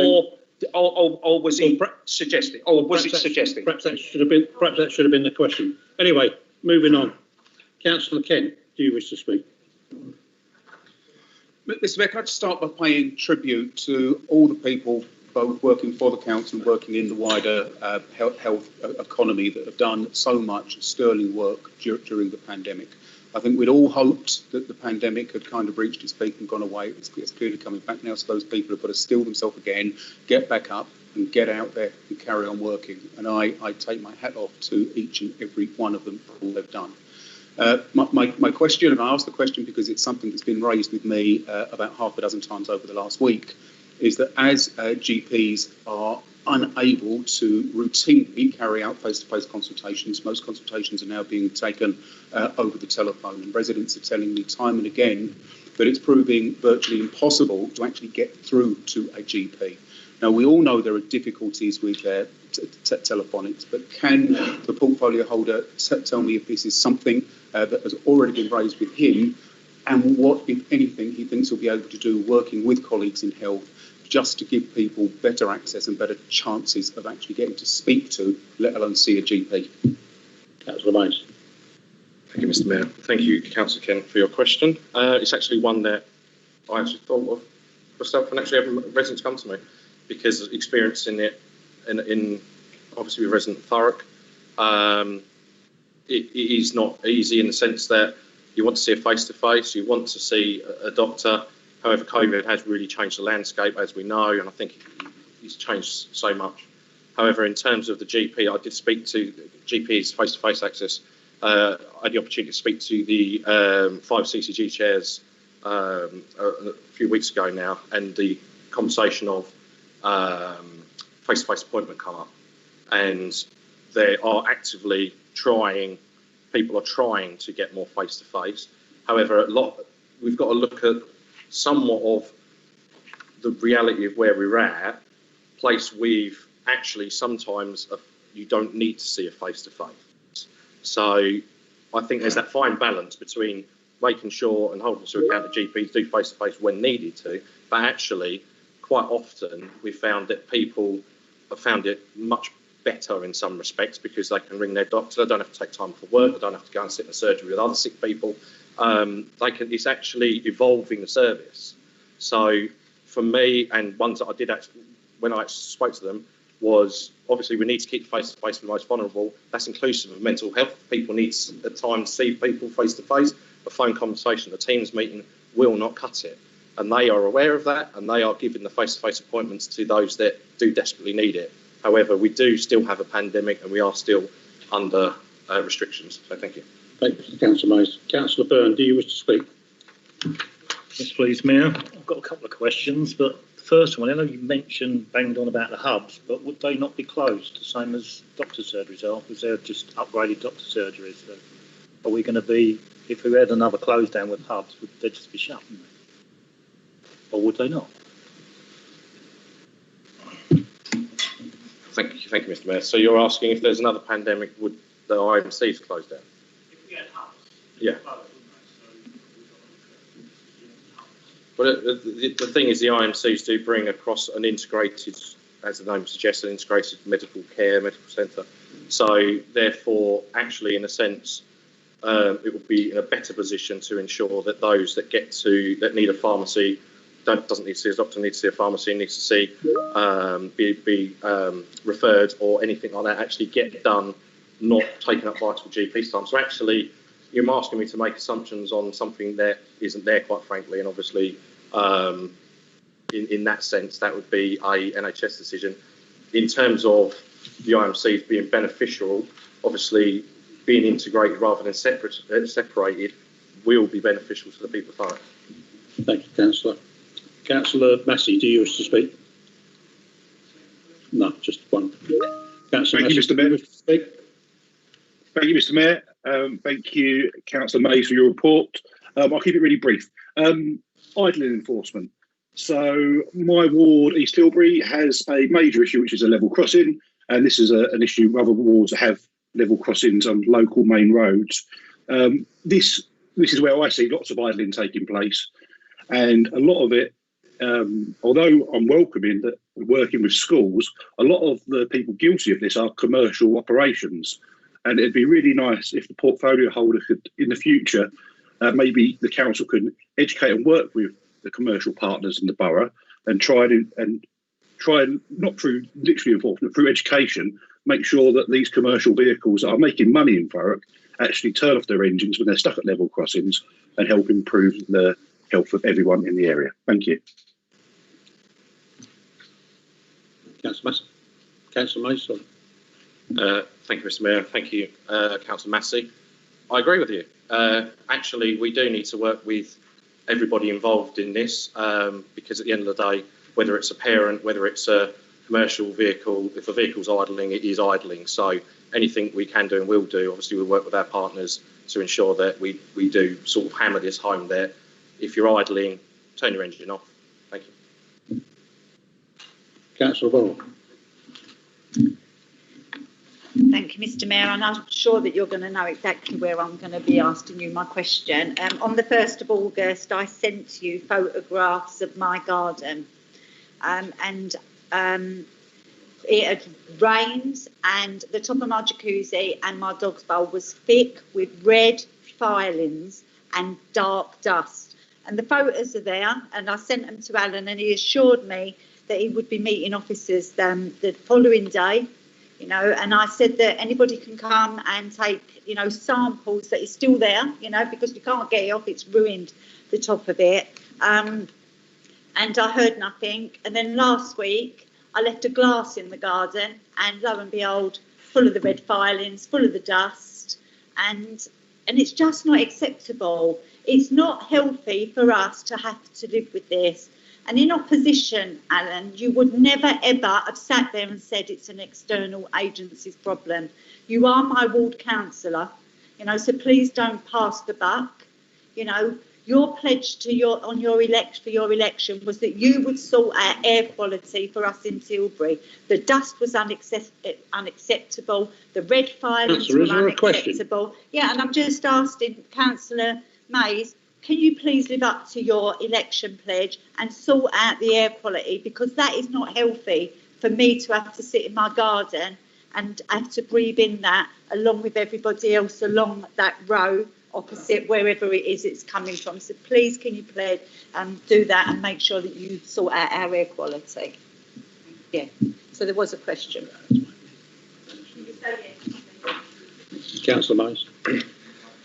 Thank you, Mr. Mayor, and thank you, Councillor Worrell, for that question. Obviously, it isn't acceptable.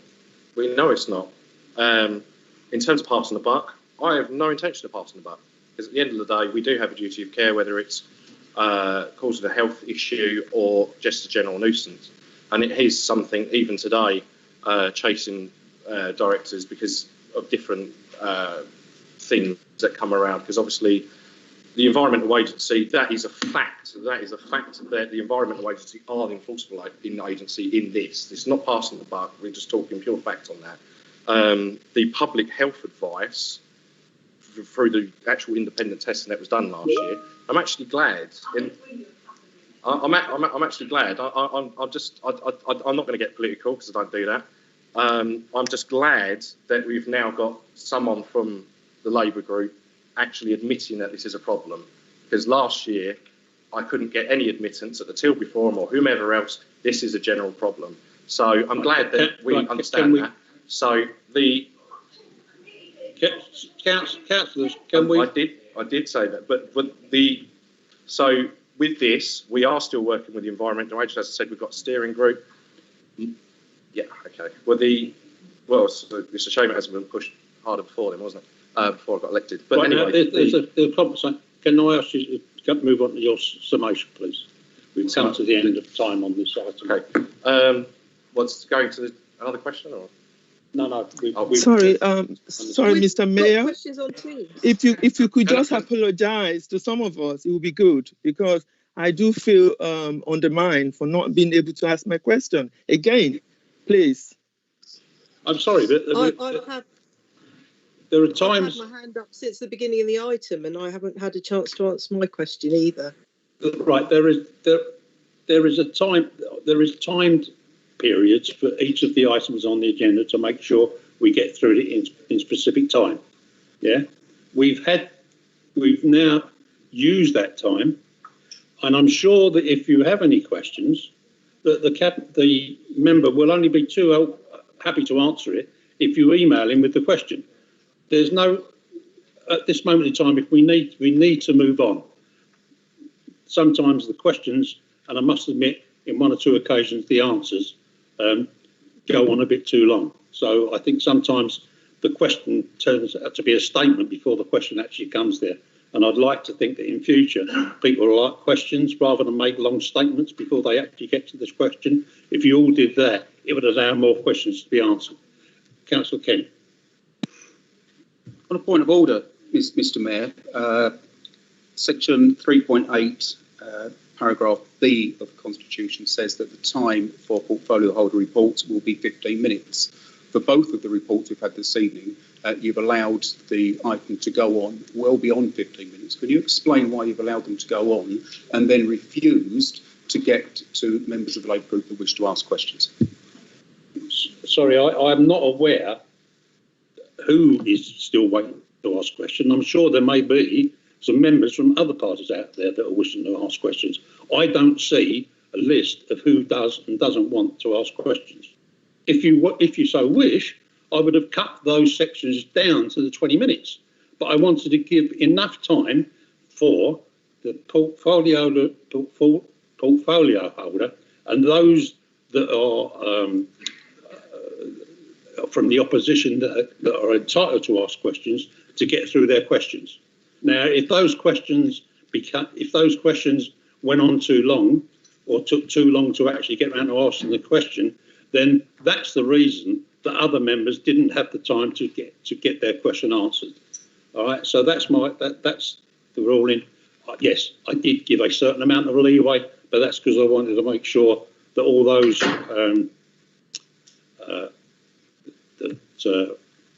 that had input into the portfolio had their chance to speak. And I say, I don't know who's out there waiting to put up. So For all I know, there could be a dozen Conservative members or a dozen or anything else that's waiting to speak. Anyway, that's the situation. While you said that, I could have actually asked. Sorry. Point of order. Can we just get a clarification? Because I am concerned just as much as the Leader of the Opposition that people are not because it is awkward, and I just want to make sure that the Mayor is not. With no attack. I'm sure John is not meaning to a Mayor, and he's sure he's wanting to make sure there's a fair opportunity when people put their hands up here because it's chosen at the right time. So can we just have a confirmation that when someone puts their hand up on Teams and someone puts their hand up here, there is no advantage to the people inside this room to Teams, and it should be fairly done at the same time. I think that's what the Councillor Kent's trying to do, and I think that's only fair. Because otherwise it is an unfair advantage sitting in here. And I understand this, I'm here today because there's got questions, and I understand quite a few of our Conservative colleagues because there's questions to us. So I understand we've taken up some more of the opposition being on. But I just want that clarification because I think that's, because I feel it's just as much as that it's inappropriate, especially as Councillor Canardi has just had twice. It's happened. Councillor, I think we agree with what you're saying, and perhaps we can make sure that that's the situation and that they do get asked in order. But so, right. Yeah, the Mayor say it for the record that that is the way it's doing it, or there's something different. Right. Anyway, moving on to item 13, I believe, and questions from members. To ask questions from members in the order in which they are submitted. We have 30 minutes for this item. There is one question to the Leader and 11 questions to Cabinet members. These could be found on pages 203 to 204 of the agenda. Those questions not dealt with at this meeting, the member to whom the question is addressed shall provide a written answer as shown as soon as practicable after the meeting. For the benefit of the recording of this meeting, I would ask that those members who have submitted questions to please read out their question when asked to do so. Moving on to question 1 from Councillor John Kent to Councillor Gurdon. Councillor Kent, John Kent, please read out your question as set out on page 203 of the agenda. The Government has chosen Thurrock as one of 29 areas covered by a special development order to enable the building of a lorry park to help facilitate the extra paperwork that may be needed post-Brexit. Will the Leader of the Council tell us the location of the Government's preferred site for this lorry park? Councillor Gurdon. Thank you, Mr. Mayor, and I'll try and shorten the response that I've drafted. Thurrock Council has been named as one of the 29 areas covered by the Special Development Order to enable temporary planning permission for development consisting of land to be used for border processing and the associated stationing of vehicles, particularly goods vehicles entering or leaving Great Britain, and the provision of facilities and infrastructure associated with its use. Specific development proposed in relation to each site must be approved by the Secretary of State. An initial discussion was taking place with the relevant consultants working on behalf of HMRC and officers of the Council to seek the initial local input on the implications of the potential location specified in development proposed by this order. The location of the specific development being considered and the development area cannot be shared at this time, but if approved would be, we understand, operational from 2021. We have been assured that the engagement with the stakeholders, including members, as well as with residents and businesses, will take place prior to the submission of any final application. Formal consultation will also take place as part of the planning process. Thank you. Councillor John Kent, do you wish to propose a supplementary question? Yeah, can the Leader of the Council confirm that he does know the location? And could he tell us whether it's one lorry park, whether it's 2 lorry parks, how big the lorry park may be, how long it may have to operate for? Councillor Gledon. Thank you, Mr. Mayor. Yes, I am fully aware of the location that's been suggested. Officers have told me a brief outline of the engagement that's taking place. And as in relation to the answers to the others, I think that would be more down to how well the negotiations go with our former colleagues in the EU. Hopefully we won't end up with the need for these lorry parks at all. Councillor John Kent, do you wish to propose a second supplementary?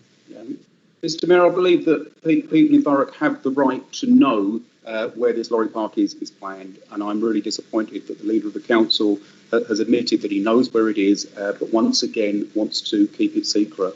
You know, I have to say there are a lot of people who voted to leave the European Union. The majority of people in Thurrock voted to leave the European Union.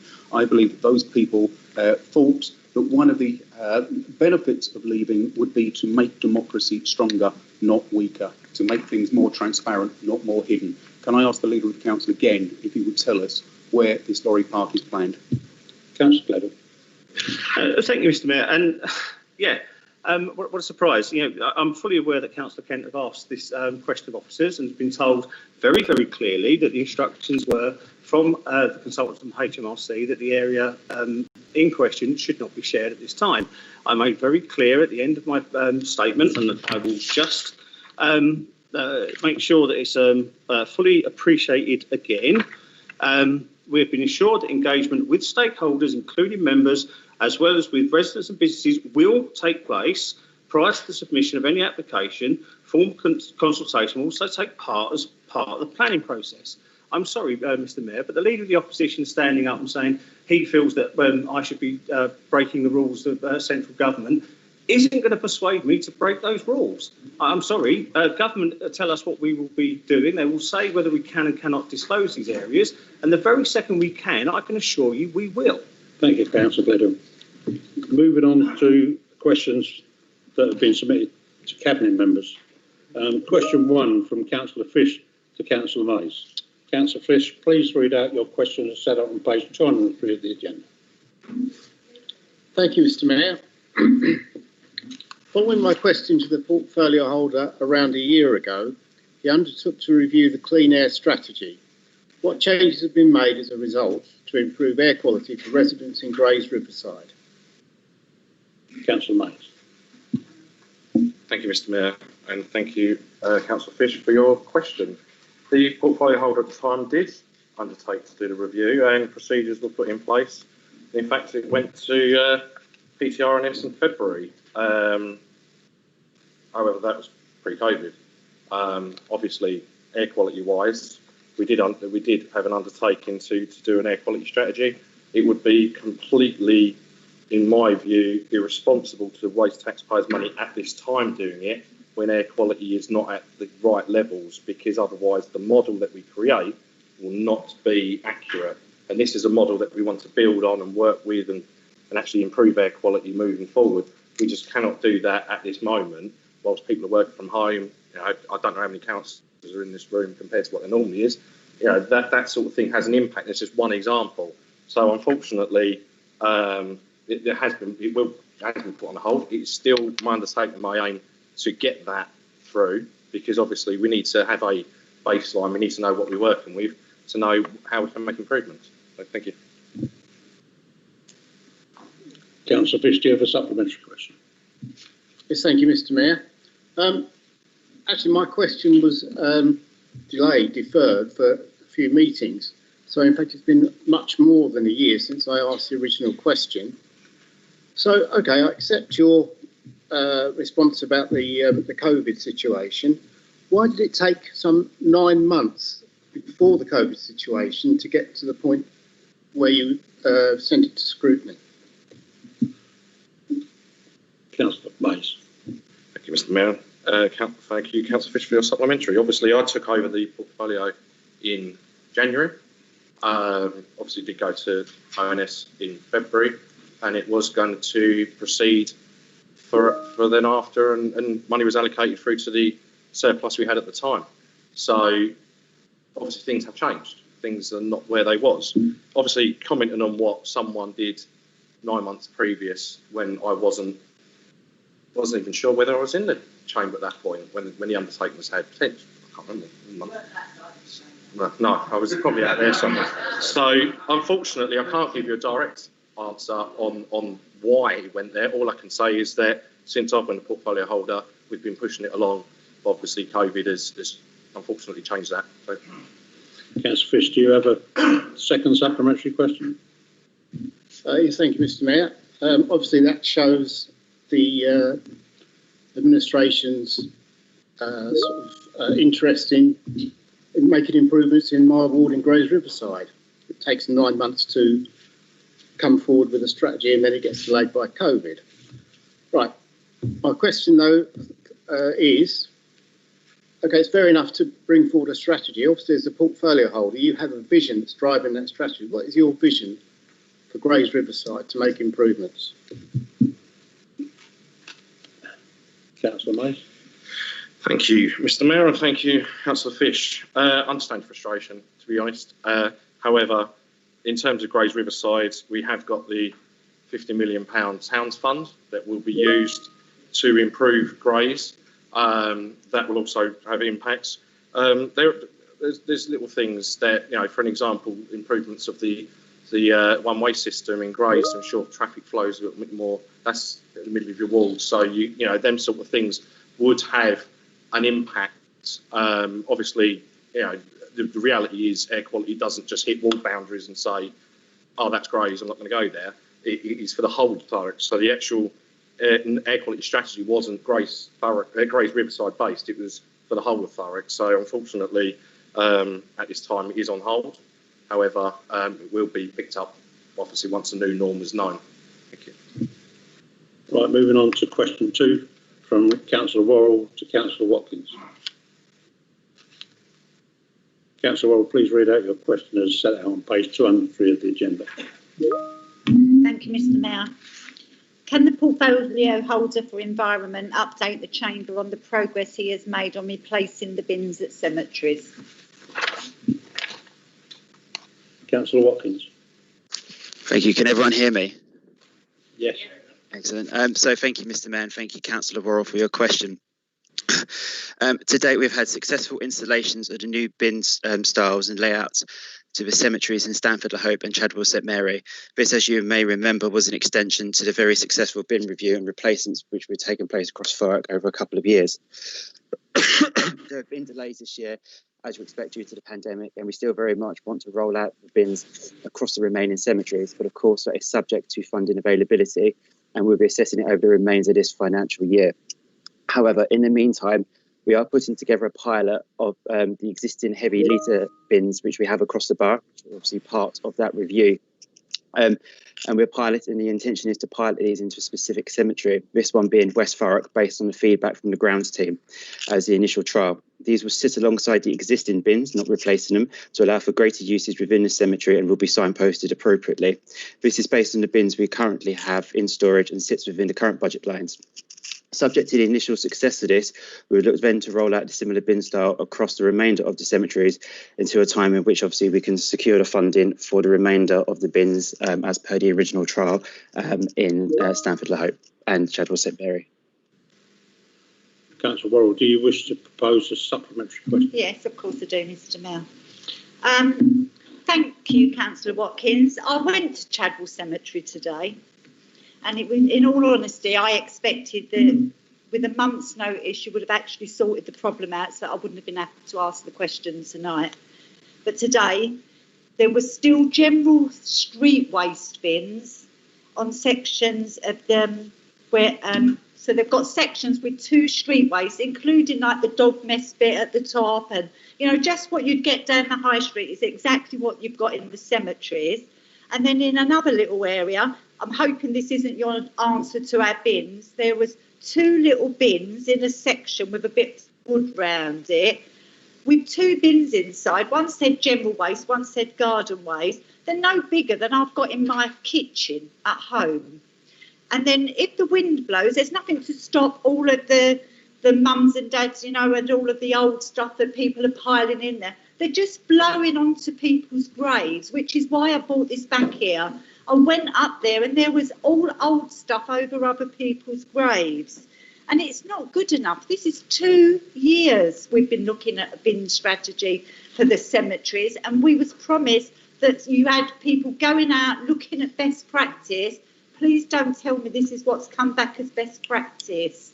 You know, we need to get it right. This is our parents, our families, our loved ones, you know. Please can you tell us when you're going to make our cemeteries and the bins work? Because what's up there today, please don't tell me that's what you've replaced them with. Councillor Watkins. Thank you very much, Mr. Mayor, and thank you, Councillor Worrell, for your supplementary.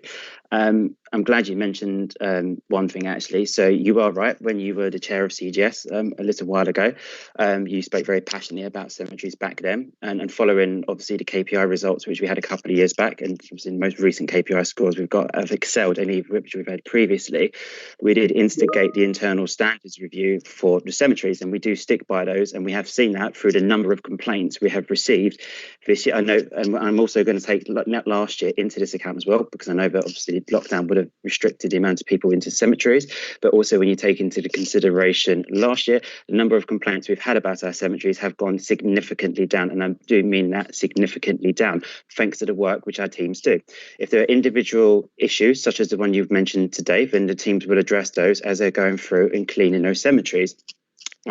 We've had 2 successful pilots, and as I've alluded to in my speech, in my answer, sorry, that subject to funding, we will then go out to the remainder of the cemeteries to have the new style bins, which would be different to what we would have out on the high streets. However, the pilot which I have mentioned would be the very heavy duty bins, the massive bins which are across our high streets, which would then sit alongside the existing bins within the cemeteries, so that they can accommodate more rubbish, obviously, and general waste, but obviously equally at the same time as well, garden waste would also be included within that, so that there is greater storage allowed. So you wouldn't have the small bins which you've alluded to. However, we do take the pride of our cemeteries to heart. We do ensure that our cemeteries are always at the highest standard, and the team do a fantastic job.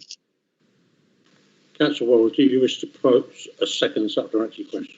Yes, just a quick one, Mr. Mayor. So if you're running a pilot, when can we expect that we will have these bins? Because like 2 years is a long time to not have got it right.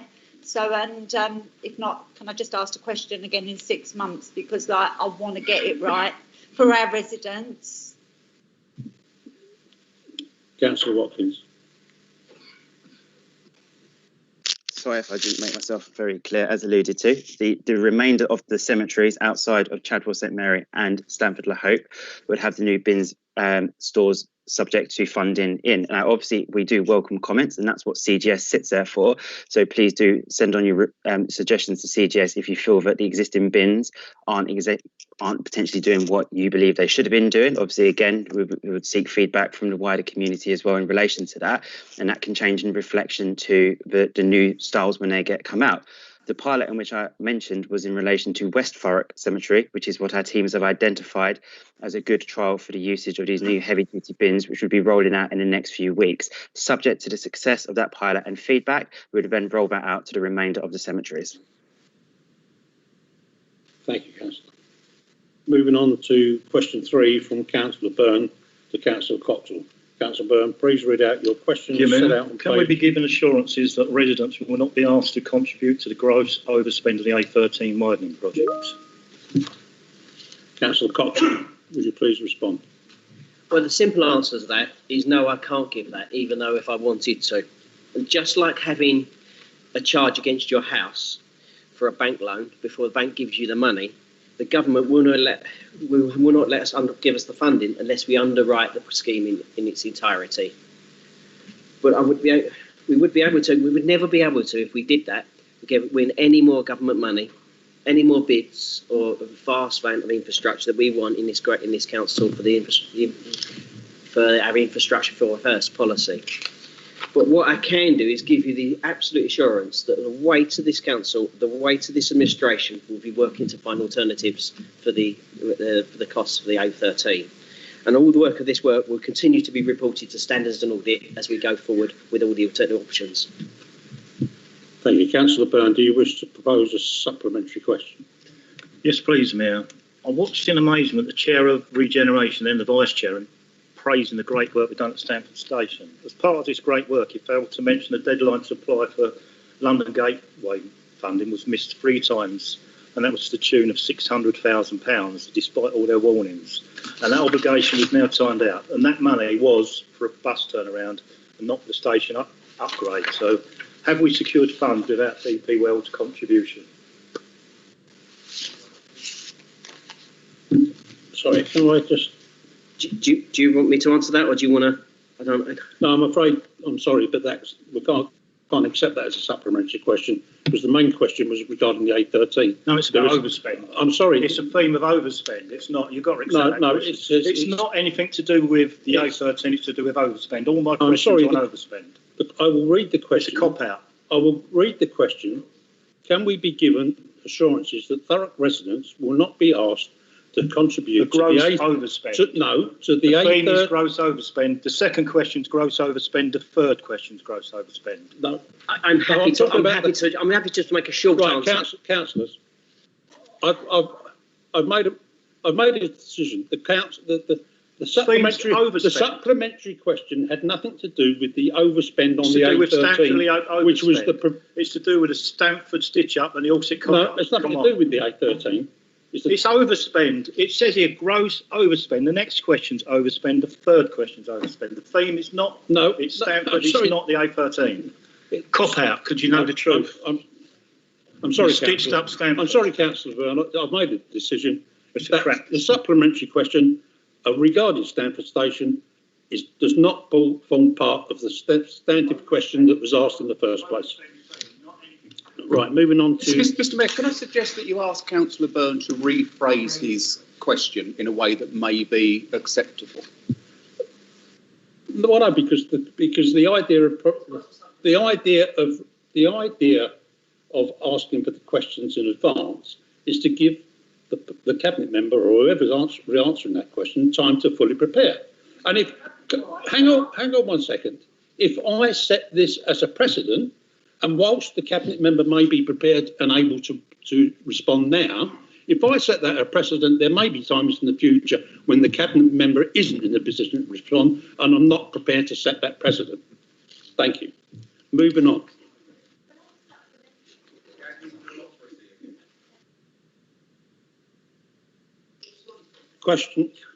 Question 4, from Councillor Anderson to Councillor Hall.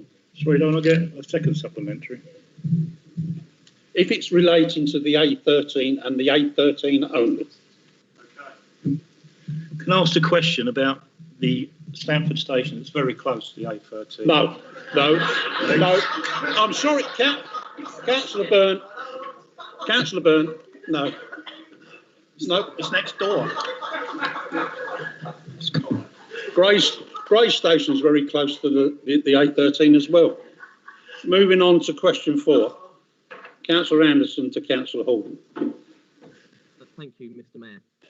Can the portfolio holder outline what he's doing additionally to make the Children's Partnership accountable? Sorry, could you repeat the question, Councillor Anderson? We had a problem picking it up.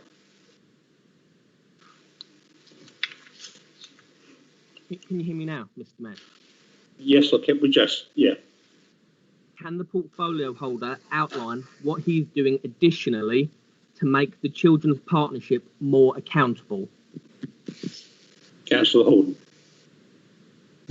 Thank you, Councillor Anderson, for your question. Nothing's more important than making sure that all members are clearly cited on what we're doing to keep our children safe and well, and making sure they can reach their ambitions. We've made a lot of progress as a council since 2011, when we set up the Corporate Parenting Committee to make sure that all members had a correct forum to champion looked after children.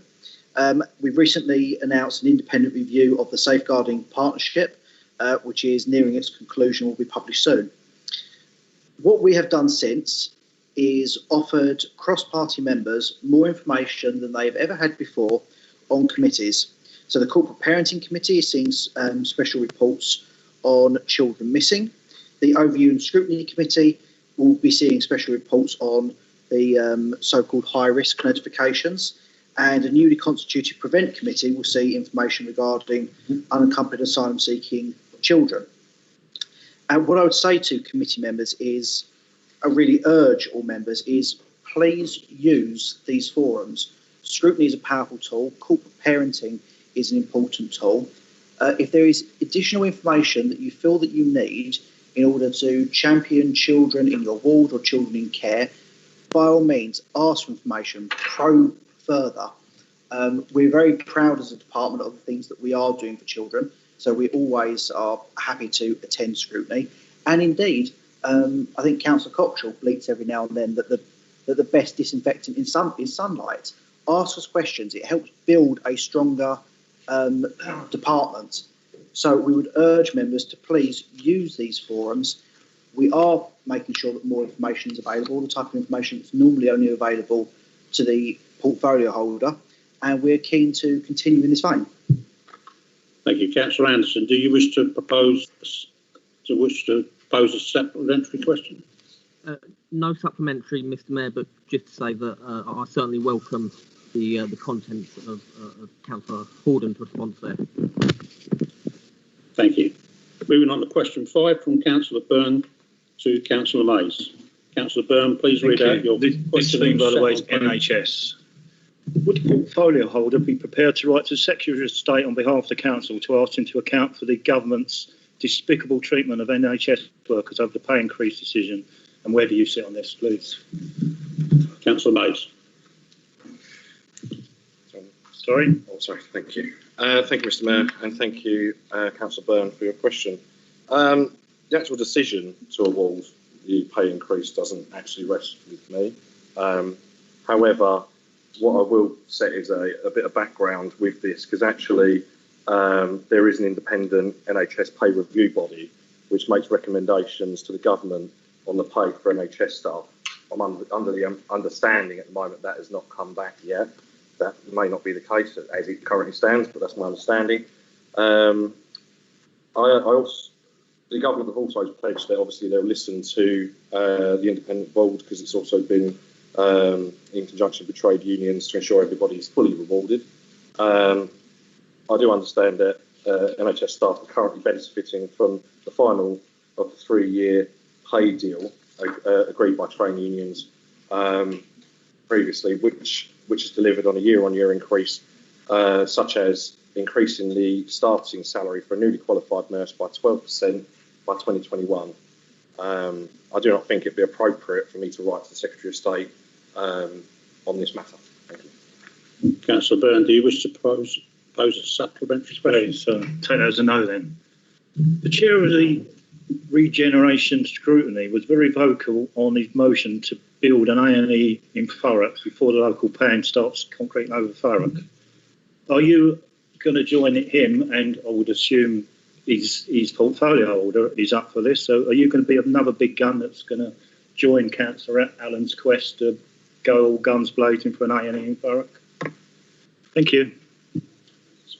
Excuse me, can I suggest that members look at how to put questions in? It is quite clear that any supplementary question must relate directly to the main question asked. All right, I will allow it on this one instance if you're happy to do so, Councillor Mays.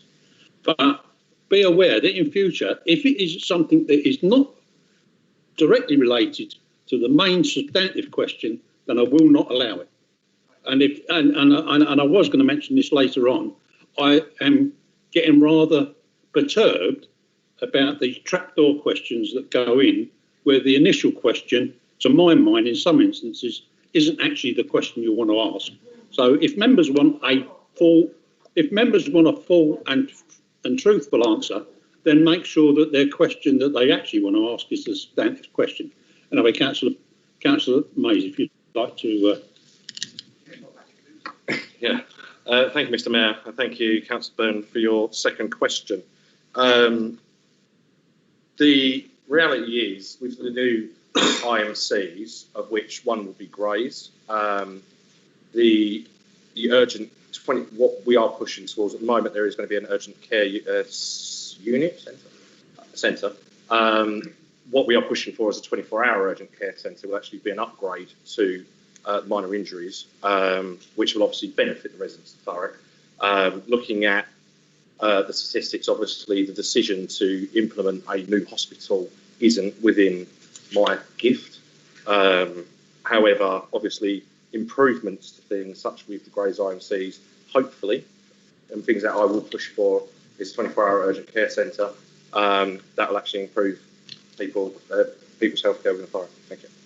Thank you, Councillor Mays. Moving on to question 6 from I'm sorry, Councillor Byrne. Yeah, so Councillor Byrne, I'm sorry, you do have one. Okay, right. Well, with a no to that and a no to supporting that great, where he's opening thing from his chair, begs the question, why did you clap every Thursday for the NHS? Can I answer that one? I clapped every Thursday for the NHS because I support the NHS. I think that they're doing a fantastic job. And at the end of the day, there are things outside of this council's control. We can influence, we can push. However, we are at the behest of government. And unfortunately, I know it's your third question. I do think that is the reality. I generally think that the clapping for the NHS should be an annual thing. I'm totally on board with that. I think that it was fantastic community to come outside when we're actually being locked down. The one time, if you don't go out for exercise, you actually go out and you see people, you see your neighbours. That was absolutely lovely for everybody to come out and clap for NHS. So I do not think it's hypocritical to come and do that based on my role as portfolio holder. Thank you. Thank you, Councillor. Moving on to question 6 from Councillor John Kent to Councillor Johnson.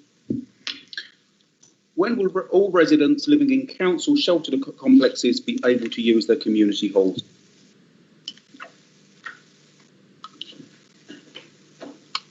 Sorry, Councillor Johnson. Thank you, Mr. Mayor. Thank you, Councillor, for your question. After changes were made to the guidelines on Monday, the 14th September, permitting only 6 people from different households to meet, all 29 risk assessments were required to be amended to reflect the said guidance. And a letter was sent on the 16th September to councillors and tenants regarding the need to ensure strict infection control is in place. So the actual phased opening of the halls began yesterday. Tenants will be asked to continue the infection control by using the cleaning equipment provided by the housing service to wipe down surfaces used and disposing of the wipes safely in the bins provided. In addition, each entry door now has a wall-mounted battery-operated hand sanitizer, which tenants are encouraged to use both when entering and leaving the building. Sheltered housing officers will be monitoring the simple on-the-door booking system, which will clearly identify the 6 only permitted at any one time. However, there may still be some restrictions on activities due to numbers and possible cross-contamination on equipment, but consideration is being given to looking at how a flexible scenario can be adopted for all activities in the future. Councillor John Kent, you wish to propose a supplementary question? Yeah, thank you, Mr. Mayor, and I'm really grateful for both the response and the work that's been going on to get community halls open again. I think my supplementary revolves around that last bit, which is looking to be as flexible as we can. Some of the community halls that we have are, larger than this council chamber, and it's more than possible to get different groupings of 6 with adequate distance between them to enable residents to be able to use the hall.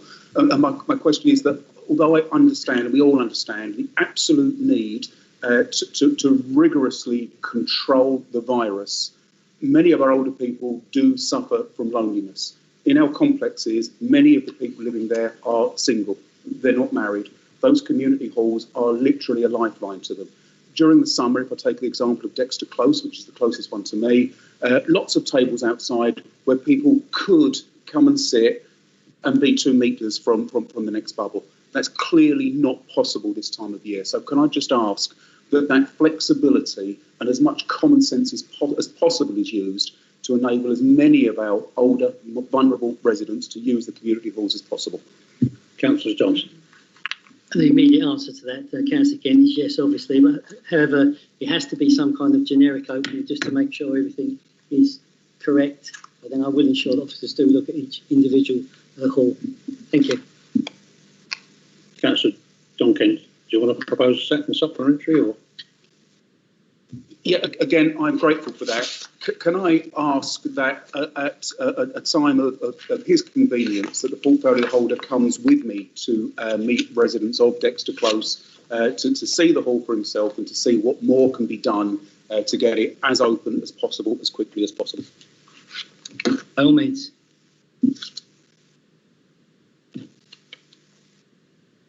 Right. It's now 21:29. Unless someone particularly wants me to speak for 59 minutes, or 59 seconds. It's now 9:30, and in the close of the meeting, any report items outstanding are deemed formally moved and seconded and shall be put to the vote without debate. Sorry, I should have. I've jumped in regarding the questions. Can I ask members regarding question 7, which is Councillor Kent to Councillor Manning? Do you wish a written response, or do you wish to defer to the next meeting? Since submitting the question, officers have contacted ward councillors to arrange a meeting to discuss this, so I will entirely withdraw the question. Thank you, Councillor Kent. Councillor Worrell to Councillor Redfield. Thank you, Mr. Mayor. I now know when that report is going because I've received a copy of it. Thank you. Thank you, Councillor. Councillor Kieran to Councillor Coxall. Could I resubmit, please, Mr. Mayor? By all means. Councillor Holloway to Councillor Mays. Do you wish to? No. Or do you want to ask him off, before the next council meeting? I think it's a time. Sorry, Mr. Mayor. I think it's a time-sensitive issue, so I won't resubmit it for now, and I'll speak to the councillor offline. Thank you. Thank you, councillor. And on the next one as well, Councillor Holloway, which is the question to Councillor Holden. Same thing. Yeah, the same. Thank you very much indeed, councillors. Right, moving back on to what I should have been doing then. Any report items standing are deemed formally moved and seconded and shall be put to the vote without debate. Members and motions still to be heard can either speak on the motion for no more than 3 minutes before the motion will be put to the vote without debate, or they may withdraw the motion and resubmit for the next available meeting. So I believe it goes to motion item 14, reports for members representing the council on outside bodies. Minutes, item 15, minutes of committees. These are listed on the agenda items on the supplement page. And we now move on to motions update report. Next item we found on page 205 and 206 of the agenda, and there's an information report on the status of the motions resolved at the council. There's one motion being submitted for debate this evening. Councillor Redfield, do you wish to propose and then speak to your motion as printed on page 207 of the agenda? Can you hear me, Mr. Mayor? Yes, we can. Yeah. I just would like to defer my motion. Sorry, you're breaking up.